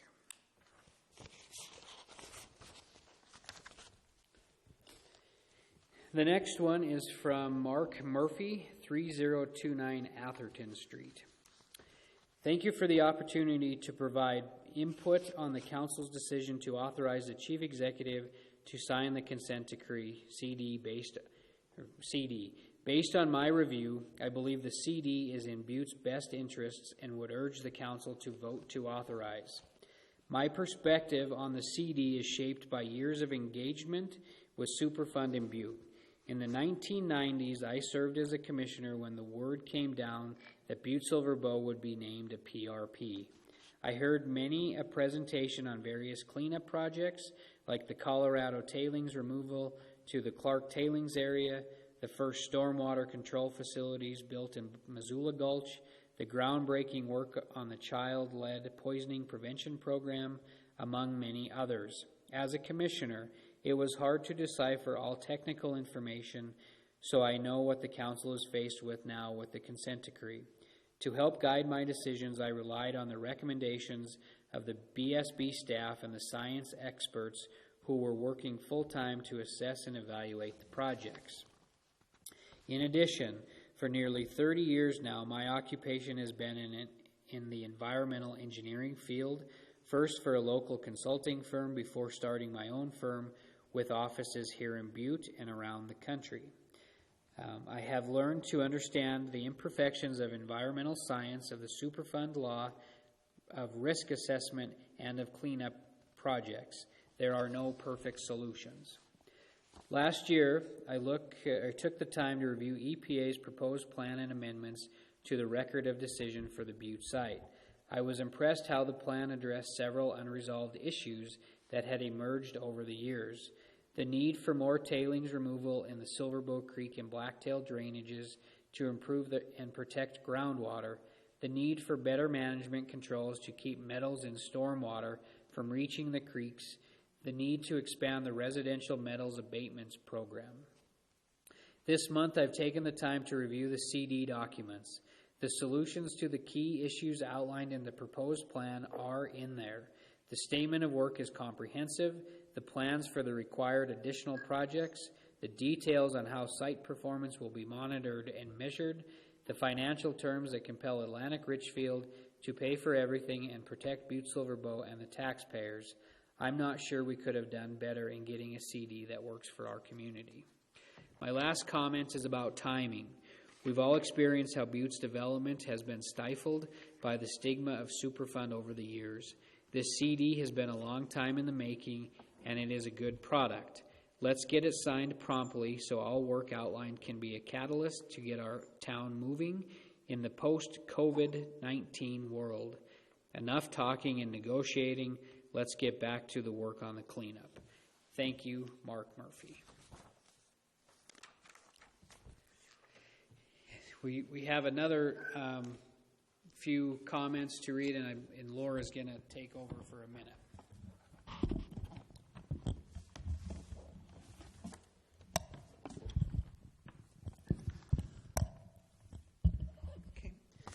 This first comment is from Bobby Stauffer, 1253 West Aluminum Street. Dear Commissioners, I support the Butte Priority Soils Operative Unit Consent Decree and urge you to approve it without delay. Implementation of this agreement will protect the health, human health, and environment, by far the most important objectives. Long-term monitoring will ensure that any unforeseen issues will be addressed, and our local government will have a hands-on role. That gives me comfort as a longtime resident and taxpayers. Some comments have focused on what's not in the document, plans for a creek between Texas Avenue and Montana Street, but I believe our focus should be on what is in the agreement. Most notably, plans to remove much more mine waste than was originally called for, a comprehensive stormwater management system, and an impressive number of community amenities that will enhance our quality of life for decades. I respect and appreciate the role that Restore Our Creek Coalition has played in helping to shape this cleanup plan, but I don't share their desire for an artificial stretch of creek that would need to be fed by a costly off-site water source. As the state hydrologist Joe Griffin put it so well and succinctly last year in the standard guest opinion, quote, the science based on 30 years of this data is very clear. Upper Silverboat Creek cannot be restored, unquote. That's fine by me, and I hope it's fine with you. It is what it is. What's most important is the protecting of human health and the environment, including the 20-some downstream miles of Silverboat Creek that have been restored and now support fish and a popular trail system. Continuing this good work by approving the consent decree will create jobs and serve as a true bright spot during this difficult time of pandemic stagnation. Please quickly vote yes so we can launch the new cleanup chapter at long last. Thank you, Bobby Stauffer. This comment is from Brad Archibald, P.E., 2817 State Street, Butte, Montana. Honorable Commissioners, as I believe it is good for the future of our community, I encourage you to approve the referenced consent decree on behalf of the citizens of Butte-Silver Bow. The highly qualified experts representing Butte-Silver Bow, the Environmental Protection Agency, the state of Montana, and the Atlantic Richfield Company have worked strenuously to understand the environmental and human health risk associated with Butte's mining legacy. After over 30 years of effort, they have reached consensus that this remedy will meet the requirements of the law and protect human health and the environment. We have been fortunate to have some of the most highly qualified people in the world engage in this effort, many of them licensed engineers such as myself, who must ensure they are practicing in the best interests of public health and welfare. We have rightly questioned and challenged them. Now is the time to accept their conclusions, agree to the CD, and allow the community to move toward a bright future. In the short term, the CD will create and sustain a significant number of local jobs for construction workers, technicians, and engineers, which benefits the community overall. In the longer term, the CD will ensure our protection and allow the Butte Priority Soils Operable Unit to be delisted from the national priority list, removing the Superfund stigma from our community. This will encourage investment and growth. Thank you for considering my comments. Respectfully, Brad Archibald. This comment is from Jenny Hageland, 383 Whisper Ridge, Butte, Montana. Dear trusted officials, I want to express my support of the consent decree and encourage you to vote in favor of it. I cannot undo the past, but we can create a bright future for Butte. I firmly believe that the consent decree is the best chance to do right by the environment. We must contain the runoff of heavy metals every time it rains and restore our riparian areas. The consent decree does this. This is the best thing we can do from a public health perspective. We must prevent lead and other toxic metal exposure to everyone and protect the most at-risk populations.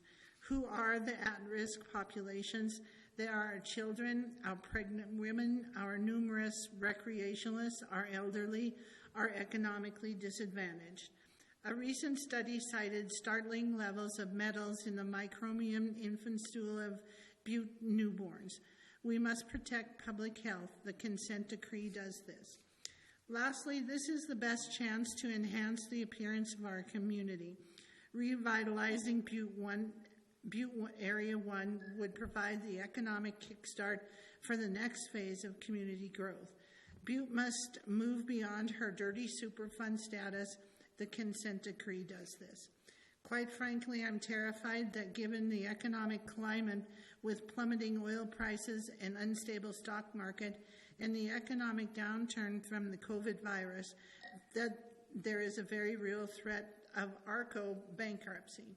What happens then? We simply cannot afford to let this opportunity slip through our fingers. Please believe better is possible. Please trust the experts who developed this plan. Please do not let this opportunity pass us by. I support the consent decree. Jenny Hageland.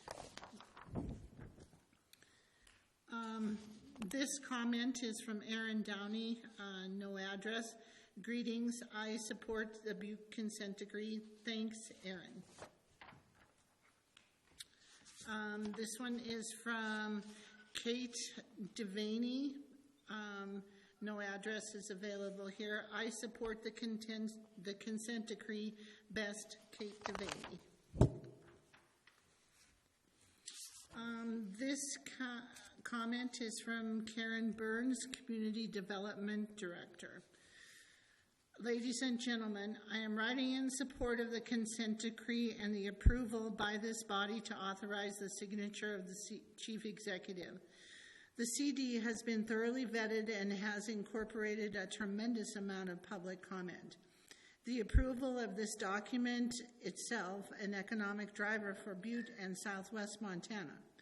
The many amenities and jobs created, coupled by the removal of waste, will serve as a foundation of building a vibrant, healthy community into the future.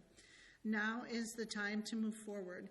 Please authorize the Chief Executive's signature without delay. Thank you, Karen Burns. This comment is from Molly Connors, no address available, to whom this may concern. I'm writing you to voice my opinion in favor of this for Butte. The consent decree would be an addition to our beautiful city that we need. I have 4 busy boys who love to be outside, to explore, to ride their bikes and play. This would be a place for them. It would be a beautiful place for me to run. It would be a place that I would have wonderful memories to our family experiences. We need this. Butte needs this. Thanks for reading, Molly Connors.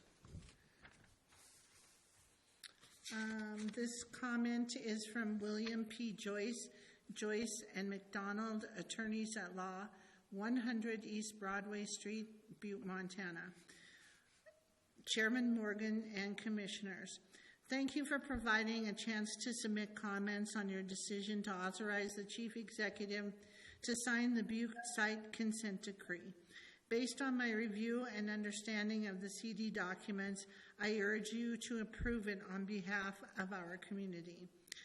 I was born in Butte, and except for the time that I left to get my education, I have had the great privilege and good fortune to have lived in Butte my entire life.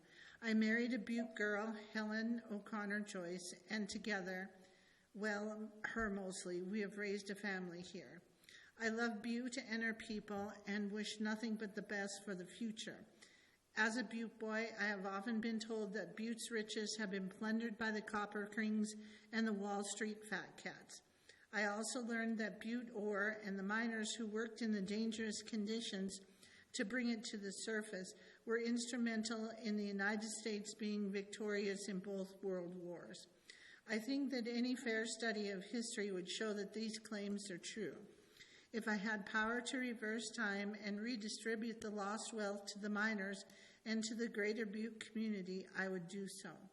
Particularly if I could renegotiate the past peace treaties and force Germany and Japan to pay for the cleanup, I would do that as well. But alas, both of these things are beyond my power.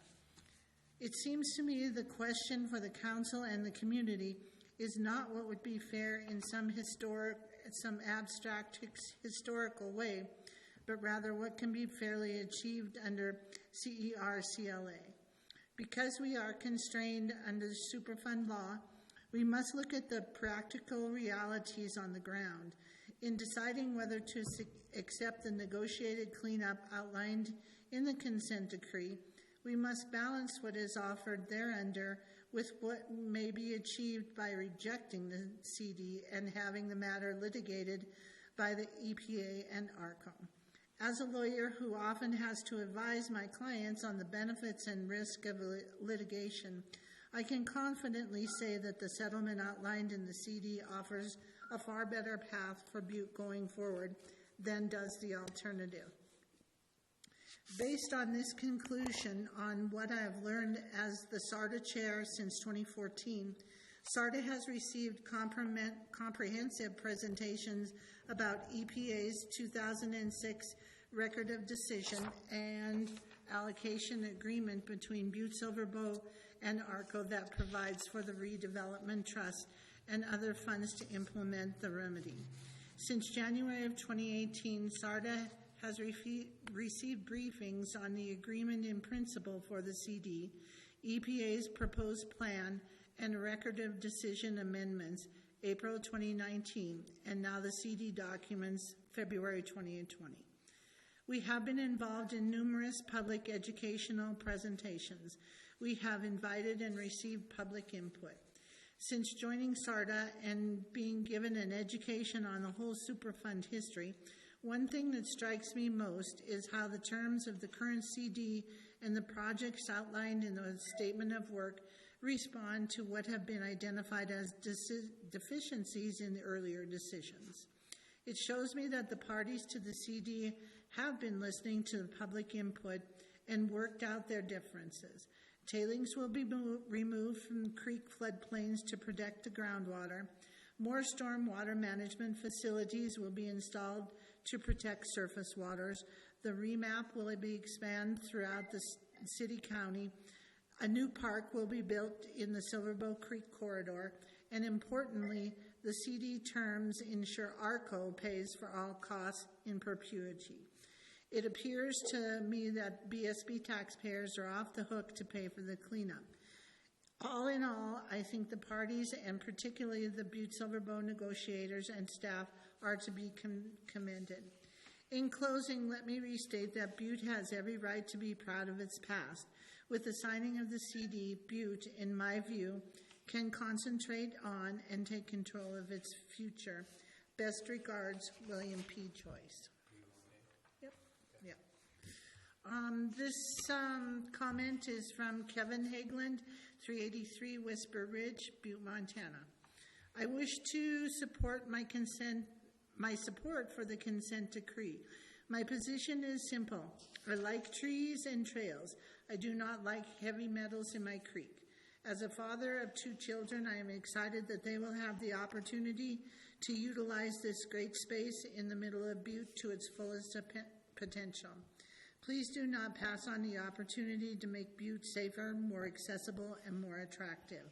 Thank you, Kevin Hageland. This comment is from Linda Trevena, 3475 St. Anne's, Butte, Montana.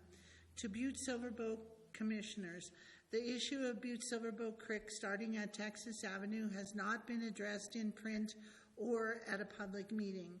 It appears you are avoiding the topic and leaving it at the mercy of Atlantic Richfield. This comment is from Fritz Daly, 1901 Roosevelt Avenue, Butte, Montana. Commissioners, please include and read my comments at the April 15th, 2020 Council meeting concerning public input on your upcoming vote on the consent decree for Butte Priority Soils Operative Unit. I would also request that my email/letter be forwarded to Judge Hayden as part of the official record. Keep in mind as you read my email/letter that the sole reason that Butte is facing the complex and difficult environmental issues we're facing today is because what our forefathers did while providing the ore to electrify the country, establish the communication system, and most importantly, provide ore to build the materials necessary to defend this country during times of war. If it was not for addressing these critical needs, we would not be in the situation we are in today. I do not write this email as your enemy, as some council members believe. I write it as a concerned Butte citizen and a former 7-term Montana legislator who has been actively involved in Butte Superfund for over 35 plus years.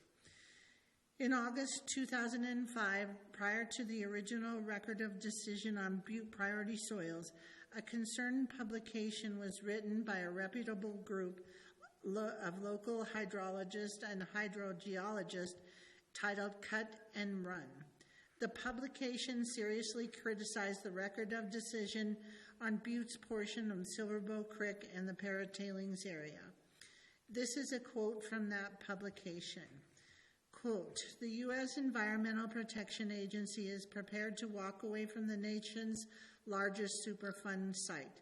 More precisely, EPA is prepared to allow the responsible party, Atlantic Richfield Company, now British Petroleum /ARCO, to walk away without fully cleaning up the site. As a result, millions of cubic yards of mine tailings, smeltering slag, and other waste will drain in perpetuity into the headwaters of the Clark Fork and the Columbia Rivers. And the city-county of Butte-Silver will be relegated to an industrial waste heap with dim economic prospects for recovery. The history of the Atlantic Richfield Company purchase of all Anaconda properties. Bullet point, in 1977, Atlantic Richfield purchased the Anaconda Company for $132 million cash, $11 million stock that most experts believe was for a tax break. Bullet point, in 1980, closed the Anaconda smelter. Bullet point, in 1983, ceased mining in Butte and destroyed the economies of both Butte and Anaconda. Bullet point, sold to Dennis Washington in 1977 for $7 million, of which $4 million was for the Butte Water Company and a 15% royalty on Washington's mining profits.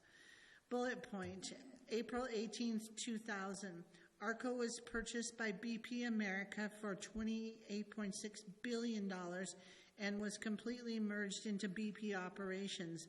According to Wikipedia, ARCO as a subsidiary no longer exists. To not require British Petroleum to responsibly follow the Superfund state law and the Montana Constitution and responsibly clean communities is unconscionable. The vote you are eventually going to make on this issue is without question one of the most important votes and decisions, if not the very most important decision, that will ever be made in the huge history of Butte, Montana. The decision undoubtedly will determine the economic, social, and environmental future of our great town. It will determine whether Butte, Montana moves forward as an economically promising community, as was the case while I was growing up in Butte, or it will determine that Butte remains a community of 34,000 residents with little chance for economic prosperity and recover, as pointed out in the Cut and Run article. I don't envy your decision. On March 1st, 2005, I wrote a letter to the U.S. EPA Region 8 Montana Office and Chief Executive Paul Babb and the Butte-Silver Council of Commissioners. Quote, "This decision reeks of Touch America, Montana Power decision made in the late 1990s. That decision was made by placing blind trust in a few Montana Power and local and state officials. That decision has caused huge rate increases, forced numerous retirees to return to work, cost many Montanans their lives, investments, and had been a total negative for Butte and for Montana," end quote. "I believe strongly that this decision will have the same forever negative economic, environmental, and social consequences. As elected officials, we cast hundreds, if not thousands, of critical and important votes. However, there are only a few that actually determine your legacy as an elected official. While I did not serve in the legislature when Touch America decision was made, many of my great friends did. For your information, the Butte delegation voted 100% in favor of that decision. I can assure you that every single one of them could take back that vote if they would. The Touch America vote was negotiated in a closed-door secret meeting, as is the case with the current consent decree. Many of these officials were well-respected individuals, as is the case with the current consent decree negotiators. However, as you know, this decision with closing of the Anaconda smelter, the shutting off of the Kelly Mine underground pumps, and finally closing of the East Continental / Berkeley pit by Atlantic Richfield British Petroleum Company, now British Petroleum Company, that has ended mining in Montana, as has been known for over 100 years, were up until now the most negative decisions ever made in the history of Butte and Montana. My strong advice to you, a positive vote for the current consent decree will lead to the same negative consequences for Butte and for the entire Clark Fork and Columbia River basins. I would encourage you to vote no. As I always say, Butte needs and deserves better. Nothing less should ever be accepted. Commissioners, here are my thoughts. Please include and read as part of the public record. A few weeks ago, one of the most well-respected and lifelong Butte residents, Pat Pendergrass, asked me to address my concerns with the current consent decree. I will use my comments to him to address my thoughts and concerns with the issue as requested by Commissioner Morgan. I will do my best to keep my comments precise and to the point. Pat stated strongly that he valued my thoughts and position.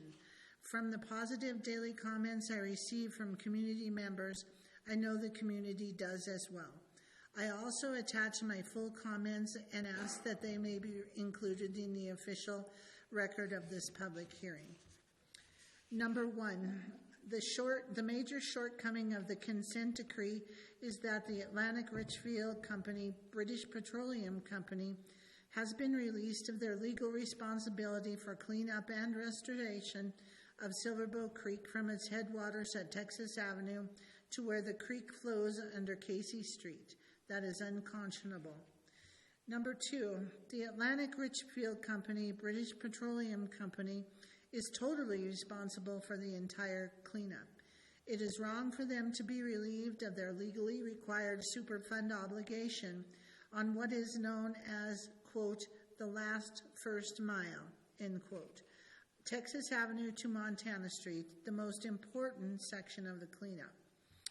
3, Atlantic Richfield made infamous the decision to close the smelter in October of 1980, shut off the underground pumps in the Kelly Mine Yard on April 22, 1982, ironically, quote, Earth Day, unquote, and closed the East Continental Berkeley pit in July of 1983.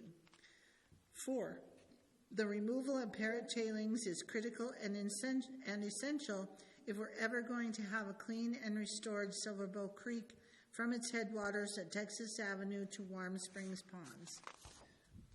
5, it is totally wrong to use Butte natural resource restoration dollars for cleanup work and to remove the parent tailings and relocate the county shop. These funds are specifically designed to return the cleaned area to its productive use and not for the cleanup. 6. In the successful Silver Creek Headwaters Coalition lawsuit, Judge Brad Newman has ruled that Silver Creek is a creek and protected as water of the state of Montana in the Montana Constitution. In his powerful public comments, he states, quote, "They can, Butte-Silver local government and the state, agree to a solution that ignores the law of the state of Montana, question mark, unquote." Copper Mountain Legends Baseball Park Repository. If this does not raise a, quote, giant red flag, unquote, bigger than the Perkins flag for the commissioners and every Butte resident concerning the inferior consent decree, I don't know what would. Recently, through the research of a private concerned citizen and by local neighborhood landowner questioning why Pioneer Technical was placing survey stakes outlining the repository site, we learned of the plans to locate the repository to bury contaminated Diggings Heath, Northside Tailings, Blacktail Berm in the local neighborhood. Ironically, next to a park where children play little guy football and other sports. This is a very critical and important fact of the new repository was not disclosed during the so-called rollout in the 4 pages ARCO BP Montana Standard ad or in the 190-plus page public document on the rollout. Number 8, if this concerned citizen and neighborhood resident through their due diligence did not discover this fact, the consent decree would now be history and you would no longer be debating this issue. Unbelievable. FYI, according to the Bureau of Mines, these tailings are so contaminated with copper and zinc that if left as a waste in place, they are likely to continue leaching into underground water for tens of thousands of years to come. Number 9, the question we must all ask is, what else is not been disclosed? And most importantly, what is not in the document that is so critical for us to know.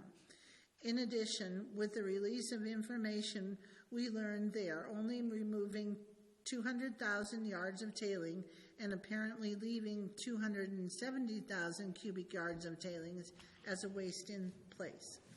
Number 10, everyone involved in the decision to properly clean and restore Silverbow Creek from Texas Avenue to Montana Street at its headwaters, known as the last first mile, EPA, state, and the local government team and ARCO BP has known for years, knows using proper science, what needs to be accomplished to have a responsible cleanup for Butte-Silverbow Creek and Butte in general under Superfund law, state law, and the Montana Constitution.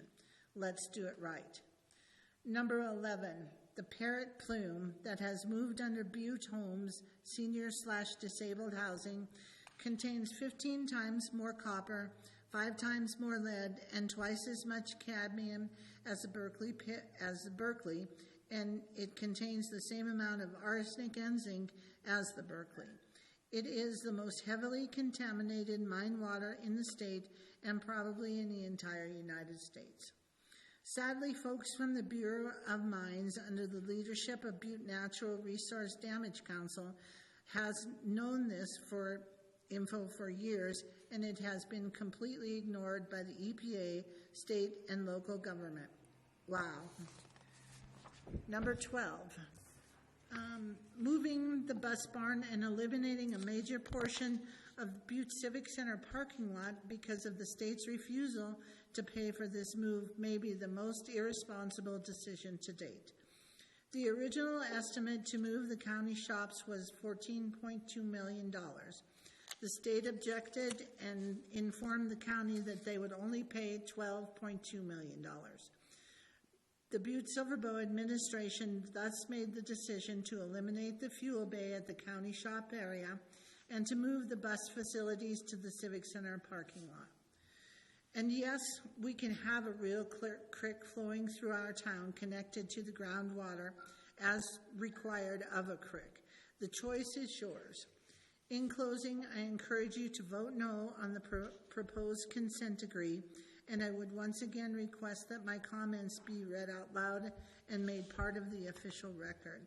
Thanks for your consideration. An extensive list is attached for your approval that I would like made part of the public official record, but reading the list is not, the list before council is not necessary. Fritz Daly. This comment is from Don Foley, 17 Wells Street, Butte, Montana. Regarding the consent decree, I feel we need to take our time and let people meet in person to discuss. There is no need to hurry this process. I also feel outside counsel with subject matter expertise should be hired to ensure our rights are protected. I feel it is important to make sure the decree allows for Silverbow Creek to be restored based on the recommendations of the Restore Our Creek group. Finally, it is important that no contaminated material be placed near residential neighborhoods. Thanks for your consideration, Don Foley. This comment is from Mike Paffhausen, 34 Berkeley Trail, Butte, Montana. Chief Executive Palmer and Council of Commissioners. 90% of this community, especially the business community, is confident the consent decree is good for Butte and understands its critical role in pushing Butte forward. I again ask that you put your trust in the engineers, the lawyers, professionals, and your county representatives who have gotten it to this point. I also ask that you trust in the process still to come, i.e. Superfund engineering and analysis, risk analysis, etc., that will simultaneously identify and resolve all of your and the community's outstanding questions and concerns. Some items have simply not been designed as it is too early, and undoubtedly some of this document will never be understood without proper education, experience, and licenses. I trust in the team of people who have gotten this document this far, and I am okay with not understanding all of its contents. I believe it is the perspective of a rational person. I assure you that 90% of your constituents are behind you when the vote is called, and you vote yes for the Chief Executive Palmer to sign the consent decree. Best regards, Mike Paffhausen.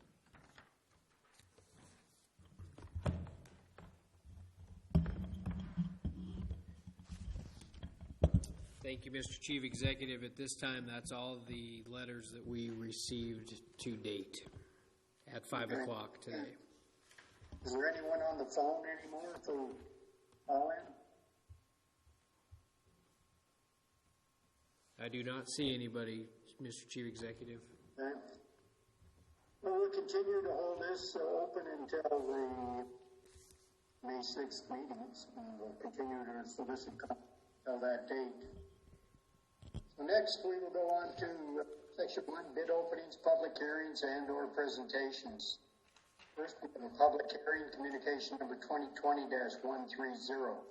Mark Neary, Public Works Director, requesting Council of Commissioners to hold a public hearing be held on April 1st, 2020, regular meeting for sole source of solar bees for the basic reservoir. We hope to purchase the solar bee in the fiscal years 2020 and 2021. Mr. Neary, are you here for staff report? Thank you. Do you need to know if there's proof of publication? Yes, I do. Joyce, do we have proof of publication? Well, Mr. Chief Executive, we do have proof of publication for both of the bid openings, so I guess there's 3 of them, and for the public hearing, and all appear to be in order. Thank you. Now, Mr. Neary, staff report. Thank you, Chief Executive Palmer and Commissioners. For the record, I'm Mark Neary, Public Works Director. We're requesting sole sourcing of the solar bees. The solar beads are what we use to aerate the water at the Basin Creek Reservoir. The 3 of them that are there right now are 20 years old and need to be replaced. The reason that we're asking to sole source is the Oxen out of Dickinson, South Dakota, are the only manufacturer of the solar beads. That's why we're requesting the sole source them. Okay, thank you. Any of the commissioners have any questions for Mr. Neary? I see none, so we will open the public hearing and call for proponents. So I guess at this time we'll look to the phone lines for any phone calls coming in. Are there any proponents? I do not have any phone calls. Okay. We'll give another call for proponents. Third and final call for proponents. Seeing none, we'll move to opponents. Do we have any opponents? Any opponents? Third and final call for opponents. Seeing none, we'll close the public hearing. Go into bid openings. Communication number 2020-125. Dannett Police and Finance and Budget Director requesting Council of Commissioners for time on the April 8, 2020 Committee of the Whole meeting for opening proposals for a private placement direct bank loan. This loan is in the amount of $1,850,000 and is needed to cover costs associated with Phase 1 of the Public Safety Communication Systems Modernization Project. Ms. Gleason, do you have a staff report? I do. Chief Executive Palmer, Commissioners, for the record, Dannett Gleason, the Finance and Budget Director. Tonight we'll be opening 2 bids. As you know, we have already done some internal financing, just as short-term bridge financing until we could get this RFP out. I'll open the bids.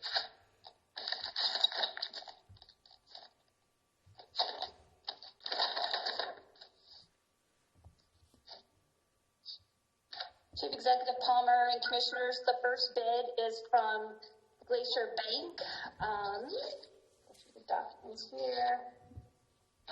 They've provided their respondent information as required.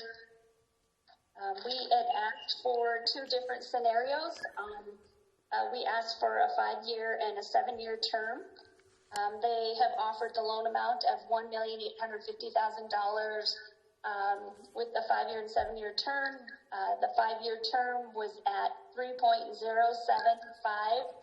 fixed rate for 5 years. The 7-year term is at 3.2077%. This is a GO bond that is backed fully by the credit of the City and County of Butte-Silver. Again, that's Glacier Bank, located here in Butte. I don't have the exact address here, and it's not on the letterhead. Second bid.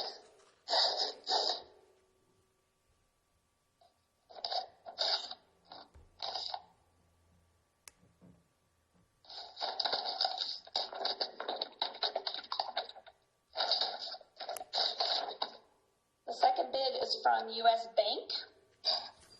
They are offering as well the 5-year and 7-year at a fixed rate with no penalty or prepayment penalties. Their interest rates for the 5-year is 2.065%.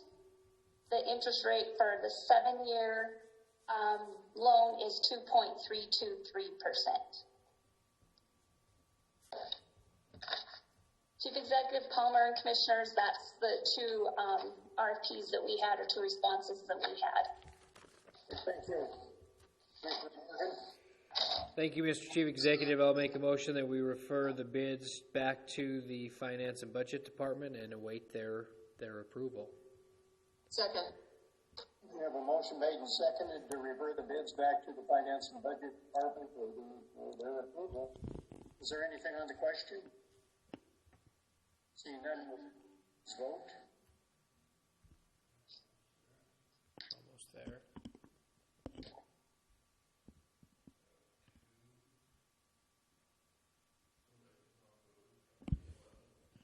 I need to ask the commissioners to make sure they select an option and hit submit. Looks like we're missing one. We got it. Okay, anyone wishing to change their vote? Will the clerk please record the vote? We have 12 yea and 0 nay. Motion carries.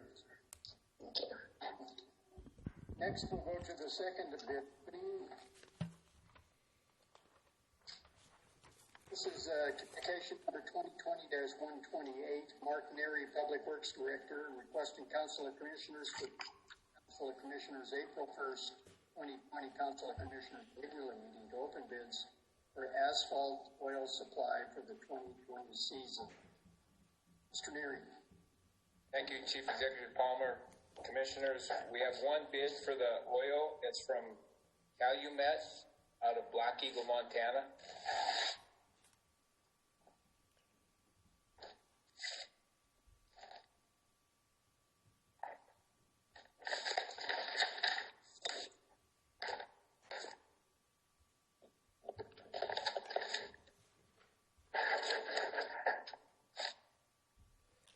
Mr. Chief Executive, if I may, just, it looks like the engineering estimate, I'm sure will be asked, is $687,500.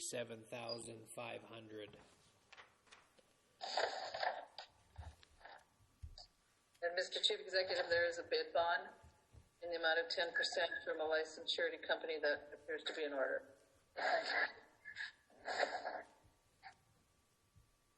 Commissioner Morgan, on your question, the engineer's estimate would have been $670,625. Thank you, Mr. Neary. We will update the clerk and recorder spreadsheet. The sum on the total bid was $623,225,000 even. The price per ton was $498.58. Okay, thank you.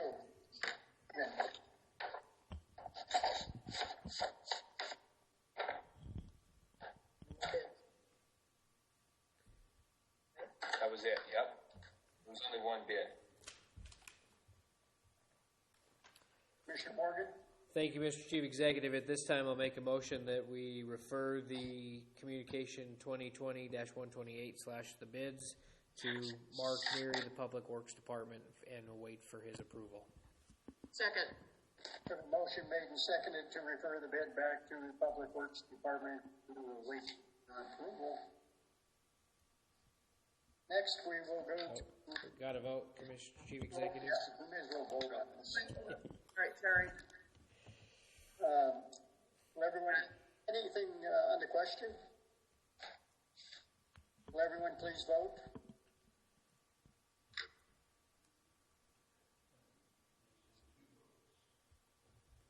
Mr. Chief Executive, we're just missing... Mr. Chief Executive, I've got a question.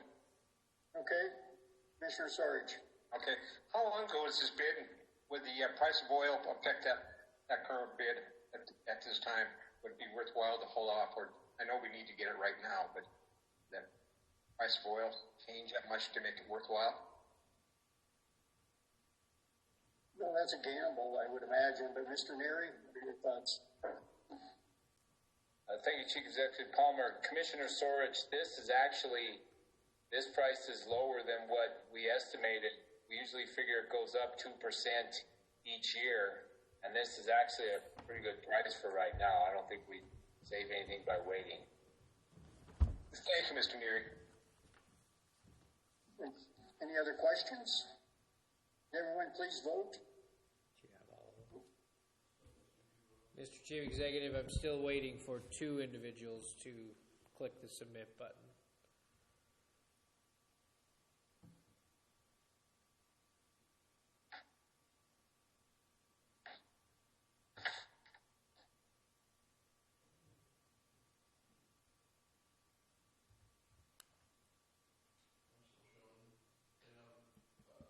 You don't know who.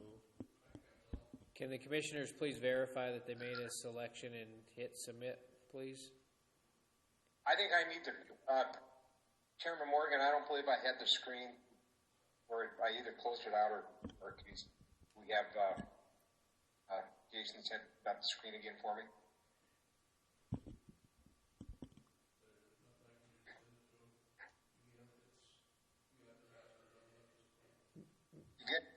Commissioner Sorch, after discussing this with IT, we can't send you that window, so we'll record what we have and then we'll see who we need to ask for. So. Will the clerk please record the vote? There are 10 yea and 0 nay. Looks like we need Commissioner Shea and Commissioner Sorich to vote. You just give a verbal vote, please. Yes, please. Looks like yes. Looks like both Michelle, Commissioner Shea, and Mr. Sorich. I vote yes. I vote yay. So there will be 12 yea and 0 nay. Motion carries. Next, we'll go to communication number 2020-129. Mark Neary, Public Works Director, from Council of Commissioners to hold a bid opening on April 15, 2020, related to Cell 4 expansion project landfill. Mr. Neary. Thank you, Chief Executive Palmer. We have 10 bids to open. First bid is from Bullock Contracting out of Boulder, Montana.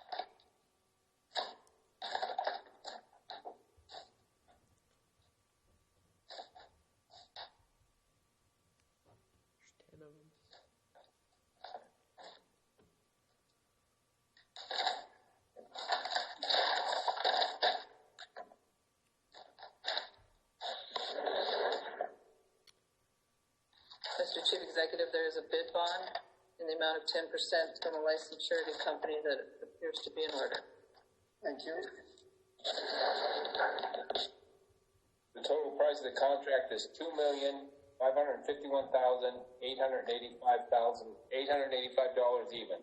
$2,551,885. Okay, thank you.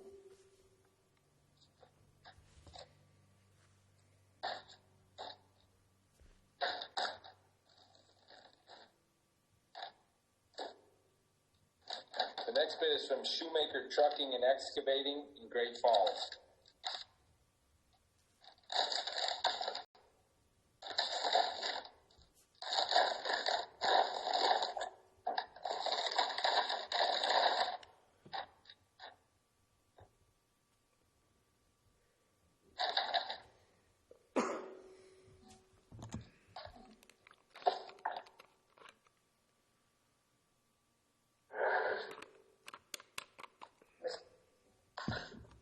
Mr. Chief Executive, there is a bid bond in the amount of 10% from a licensed surety company that is appearing to be in order.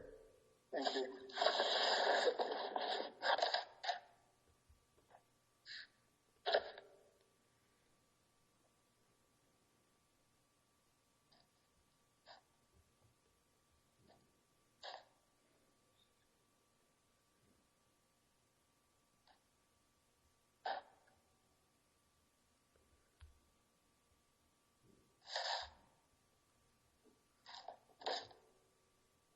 Total cost of contract is $3,774,237.79.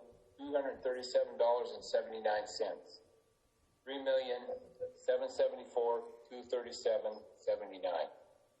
Thank you.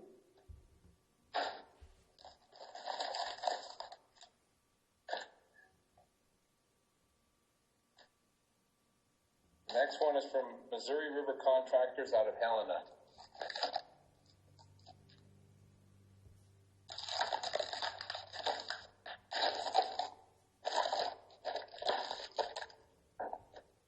using the microphone to open those packages? What's that? Must be loud. It's not must be loud, it is loud.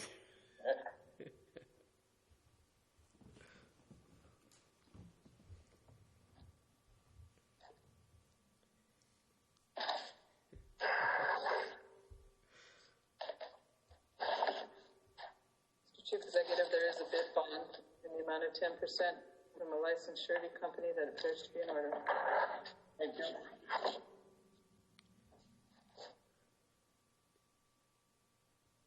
The total cost of the contract is $2,836,112.16.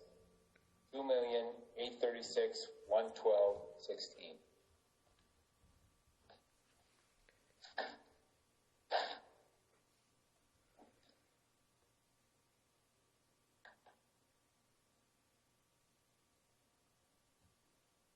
Next one is from M.K. Whedon out of Lewistown, Montana.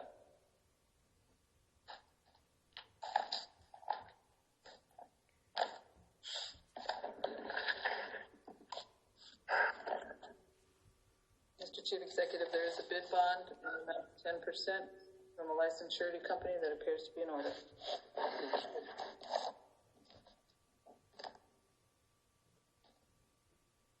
Bid was $3,149,696.25. $3,149,696.25.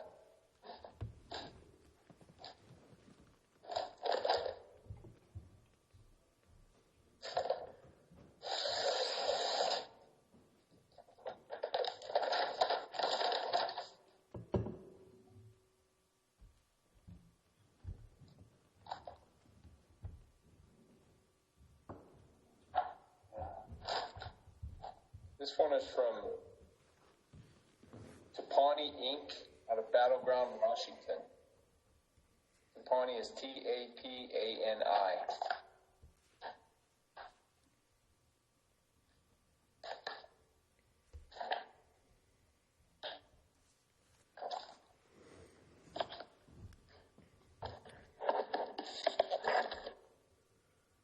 Mr. Chief Executive, there is a bid bond amount of 10% from a licensed surety company that appears to be in order.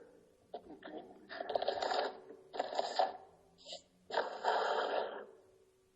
total on this one is $3,258,131 even.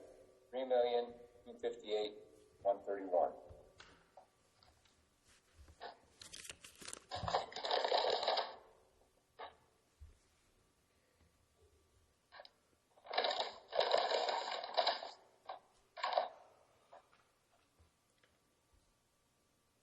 This is from Montana Civil Contractors out of Belgrade.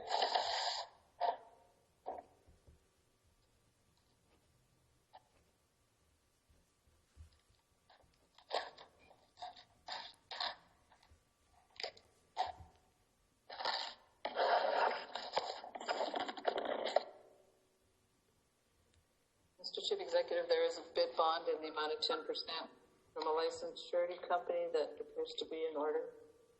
Thank you. Total on this bid is $3,074,193. $3,074,193.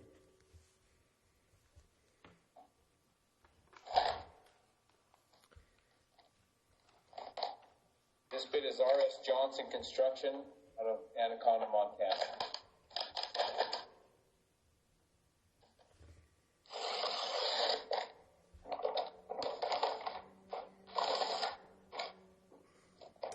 Eileen, you get the award for having the most sensitive microphone. Oh, is that good or bad? It's good. And Mr. Chief Executive, there is a bid bond in the amount of 10% from a licensed surety company that appears to be in order. Thank you. Bid total is the bid total is $2,655,887.35. $2,655,887.35.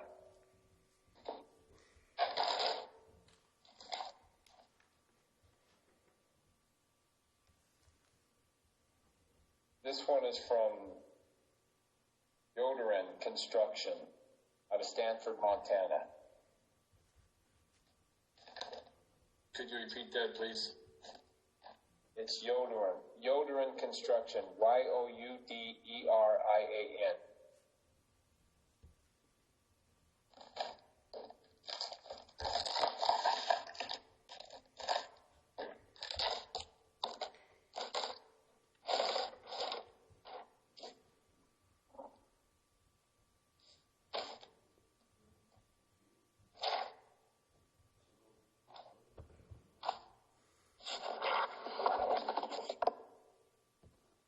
Mr. Chief Executive, there is a bid bond from a licensed surety company in the amount of 10% that appears to be in order. Thank you. The total on this one is $2,518,611. $2,518,611. Excuse me, where were they from? Stanford, Montana.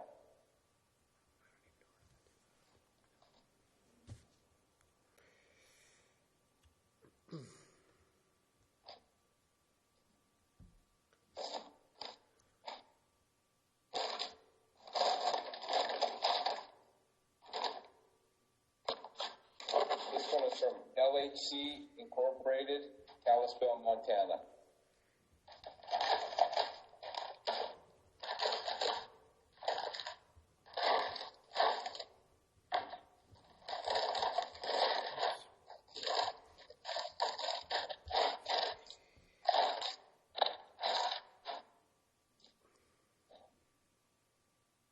The chalkboard is back.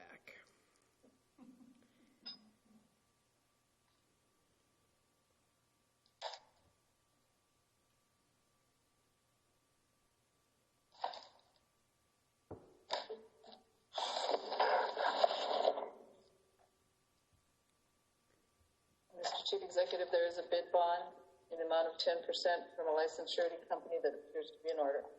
Thank you. Total is $3,235,070.02. $3,235,70.02.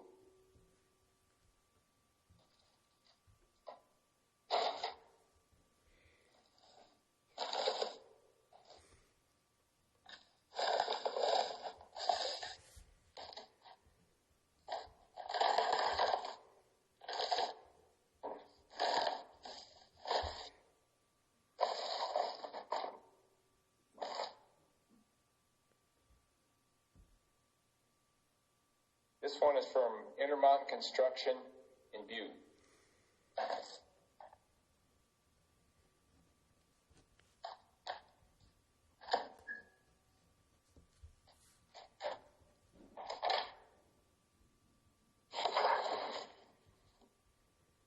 Mr. Chief Executive, there is a bid bond in the amount of 10% from a licensed surety company that appears to be in order. Thank you.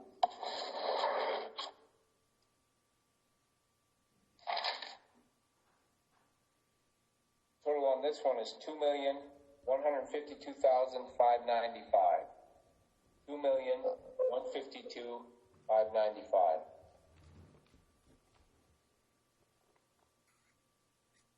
That's it. Mark, question, is that Intermountain the same one that has a contract on Hill Avenue and the same one that has the one out at the Tiffin? I know about Hill Avenue. I'm not positive. I don't know that he has any work on the Tiffin right now. Hill Avenue he does, though. Thank you. Commissioner Morgan. Thank you, Mr. Chief Executive. I would refer the bids back to the Public Works Department and await their approval. Second. We have a motion made and seconded to refer the bids back to the Public Works Department to report back to the council. Is there any other question? Will everyone please vote?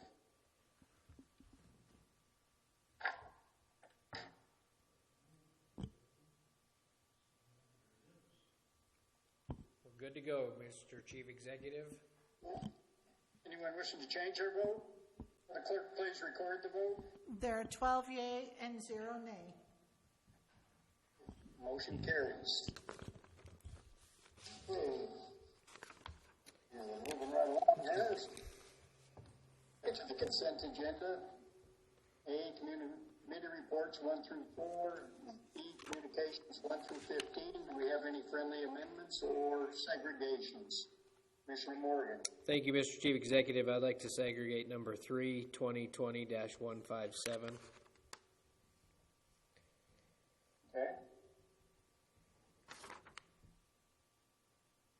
Commissioner McDonough.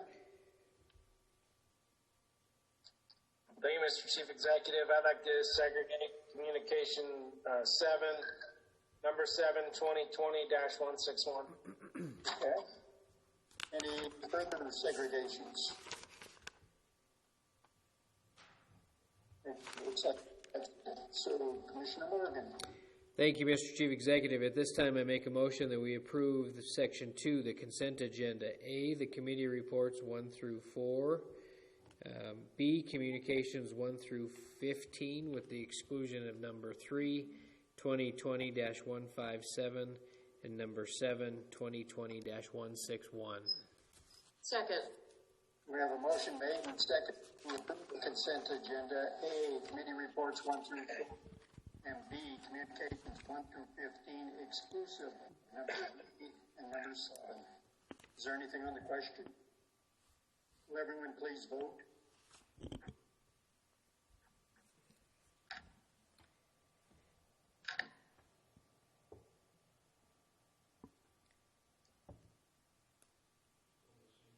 Still missing 2, Mr. Chief Executive.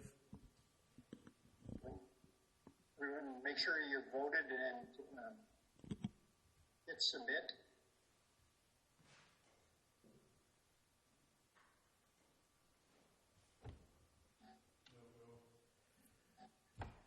No go, Mr. Chief Executive. Can we just do verbal votes on the 2 that we'll need? Anyone wishing to change their vote? Will the clerk please record the vote? We have 10 yea and 0 nay. Okay, who are we missing on the votes? Looks like Commissioner Fisher and Commissioner Anderson. I voted yes, and it showed I voted yes and submitted. Okay, Commissioner Anderson? You got to unmute. Unmute, Bill. I voted yes. It says it's entered on here, so I'm not sure. Okay, thank you.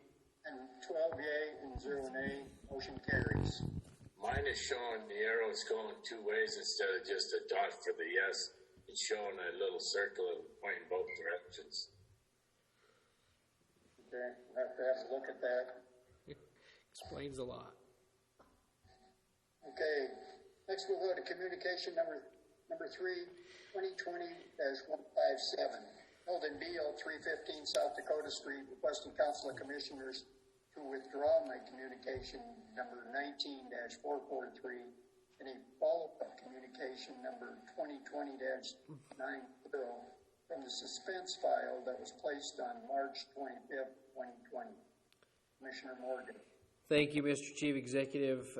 Based on the public input that we received from Mr. Beal, I apparently misunderstood his request.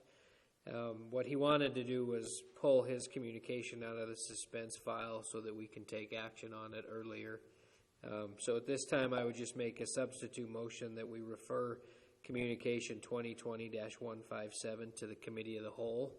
When we start meeting on that, we will address this issue. Second. Okay, we have a motion made and seconded to refer the communication 2020-157 to the Committee of the Whole. Is there anything on the question? Commissioner Frederickson. Thank you, Chief Executive Palmer. I was the one that made the motion to put it in the suspense file until March next year. And the reason I did that was based off of Director Neary's recommendation that we didn't want to take action on it right now because everyth's up in the air and there was some question about how we would pay for the signs. We have to put 8 signs up around the park. and it would cost, I think he said $3,000 or something. And if Director Neary's on here, he can state what it was. But the point was, we don't have the money to put up these signs. And so the idea was that we would hold it until next year after things settle down. And we unanimously voted to put it in the suspense file. And Mr. Beal was also at that meeting. So I'm going to vote no on this. So that's my input. Okay. Any further on the question? Commissioner Morgan? Just as a follow-up to Commissioner Frederickson, we can't. Just so you know, if you don't feel that that's the right motion and the body doesn't, you could always note and place this communication on file. The way that I just did it this would just refer it to the committee of the whole, and really no action would be taken. We would take it later and decide, yeah, do we pull it out of the suspense file or no, do we not? I'm going to leave that up to you. So thank you for your comments, though. Another question, Commissioner Fisher. Thank you, Chief Executive Palmer. I do recall the conversation in the Public Works, and I believe it wasn't just the signs that were cost of the signs. I believe we were working on something with the county attorney to do something with the speed limits in the parks, and there may even be, I'm not certain, there may even be something in the resolutions tonight about that, but I'm not really familiar with it. It's been a while, but there was something there I think we were going to do to correlate the signs with the speed limits so that we didn't have to change the ordinance. Thank you. Anything further on the question?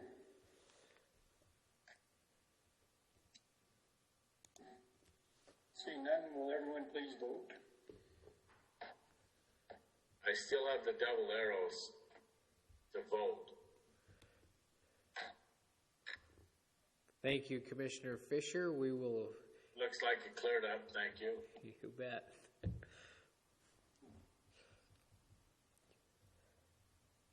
Everyone vote. Mr. Parrish.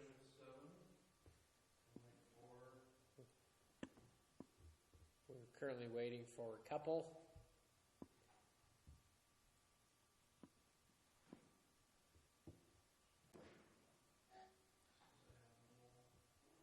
Do you have them all?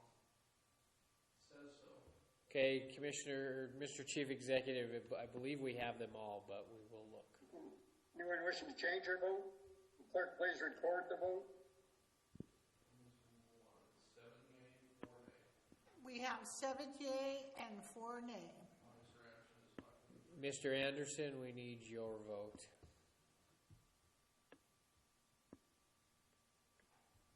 Yay. 8 to 4. Motion carried. Yes. Next, we'll go to communication number 2020-161. The Net Police and Finance and Budget Director requesting Council Commissioners and the Finance and Budget expenditure approval list for the week of April 8th, 2020 in the amount of $1,953,042.40 for the week of April 15th. Commissioner. Thank you, Mr. Chief Executive. At this time, we have to add our check run for this week, which was in the amount of $310,000, or excuse me, $310,062.61.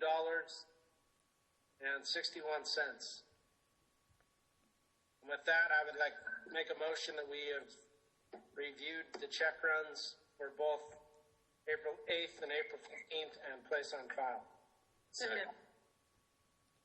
And we have a motion to place communication on file with the addition of the $310,062.61. Anything on the question, Commissioner Moulton? Thank you, Mr. Chief Executive, and I see Danette is on here.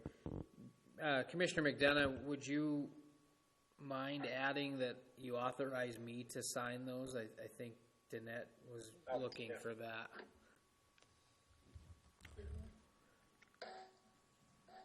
As amended. Mr. Chief Executive, if it's allowable, I'll amend my motion to include the signature of Chairman Morgan on the check runs. Second. So the motion is to concur and place on file with the addition of the added amount and give the authorization for Commissioner Morgan to sign the check runs. Correct. Is there anything on the question? Will everyone please vote?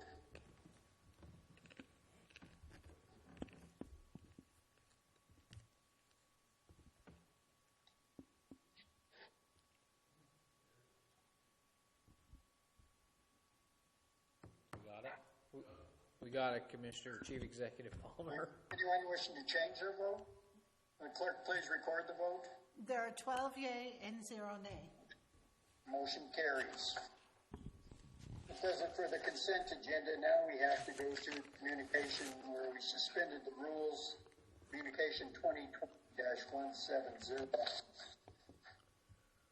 This was a communication from Director of Parks and Recreation, J.P. Gallagher, requesting that the council authorize the chief executive with Langlis and Associates for the Stodden Park CIP phase improvements. Commissioner Morgan. Thank you, Mr. Chief Executive. There was a little snafu on the submission of this communication to what email address that it went to. So I did talk to Mr. Gallagher, and it was important that this contract be on tonight's agenda so that work can still be performed ASAP down at Stodden Park. I believe Mr. Gallagher is on this call. If he has anything to add, I would refer to him. All right. Can you hear me? Yes. JP, go ahead. Yeah. So we submitted this on April 4th, but this is the general contracting construction method contract. We have Langlis Construction as the general contractor that will be the construction management company on this. They are ready to go. WET, the engineering firm, has secured the area around it, and so essentially, after Chief Executive Palmer is authorized to sign this contract, they will begin construction immediately down there and get things going. If you remember, we did a presentation in December. Towards this, we put out the RFQs for submission in January, and then we reviewed them. I believe it was 28th of January. We had one submission from Langlis, and then we reviewed it, went through the contract, and then through the committee was decided that Langlis was awarded to go forward with this. So any questions that you may have, I'm available, and also Anthony Lazlovich from WET is also available. Any questions for JP? Seeing none. Commissioner Morgan. Thank you, Mr. Chief Executive. At this time, I'll make a motion that we approve Communication 2020-170 and place on file. Second. We have a motion made and seconded to concur in the request of Communication 20-170 and place the communication on file. Is there anything on the question? Will everyone please vote?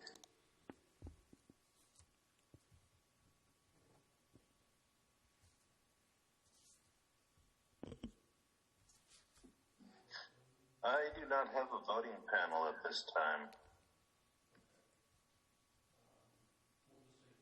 We'll just take yours verbally, Commissioner Anderson. Anyone wishing to change their vote? Will the clerk please record the vote? 11 yea, 0 nay. Commissioner Anderson? Aye. 12 yea and 0 nay. Motion carries. Next, we'll go to ordinances and resolutions for final reading. Council Bill number 2020-02, ordinance 2020-02. Will clerk please read the title? Thank you, Mr. Chief Executive. I told Laura that I would take over this role tonight. Council Bill number 2020-02, ordinance number 2020-02, an ordinance amending ordinance 204, section 4 of chapter 10.40, entitled Speed Limits, of the Butte-Silver Bow Municipal Code, parenthesis BSBMC, end parenthesis, specifically amending sections 10.40.040 and providing for an effective date herein. At this time, Mr. Chief Executive, I make a motion to place Council Bill number 2020-02 on final reading and passed, having been deemed fully read at length. Second. We have a motion made and seconded to pass Council Bill 2020-02, Ordinance 2020-02 on final. Is there anything on the question? Please vote.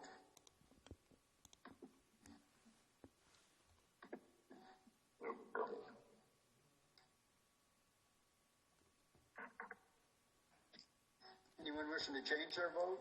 Will the clerk please record the vote? There are 12 yea and 0 nay. Motion carries. Next, ordinances and resolutions, suspension of the rules for final passage. Resolution number 2020-17.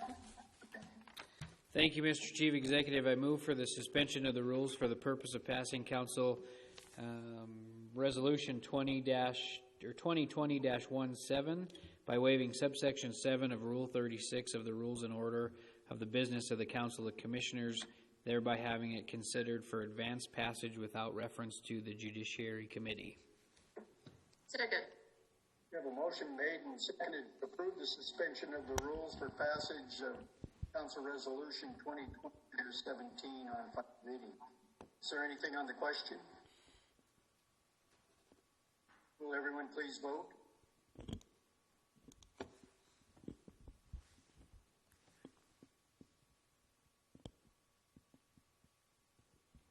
Anyone wishing to change their?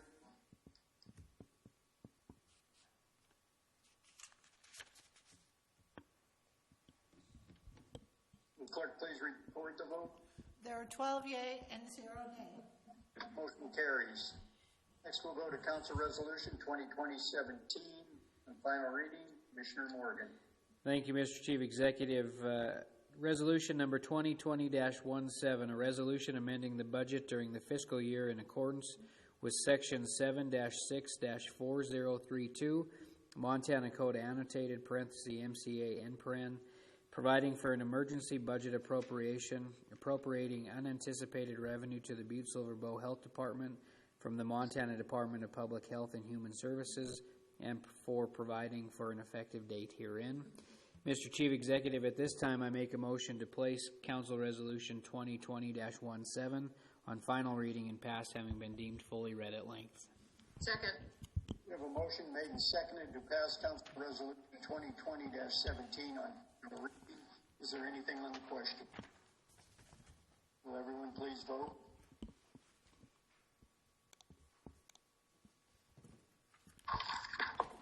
Anyone wishing to change their vote? Will the clerk please record the vote?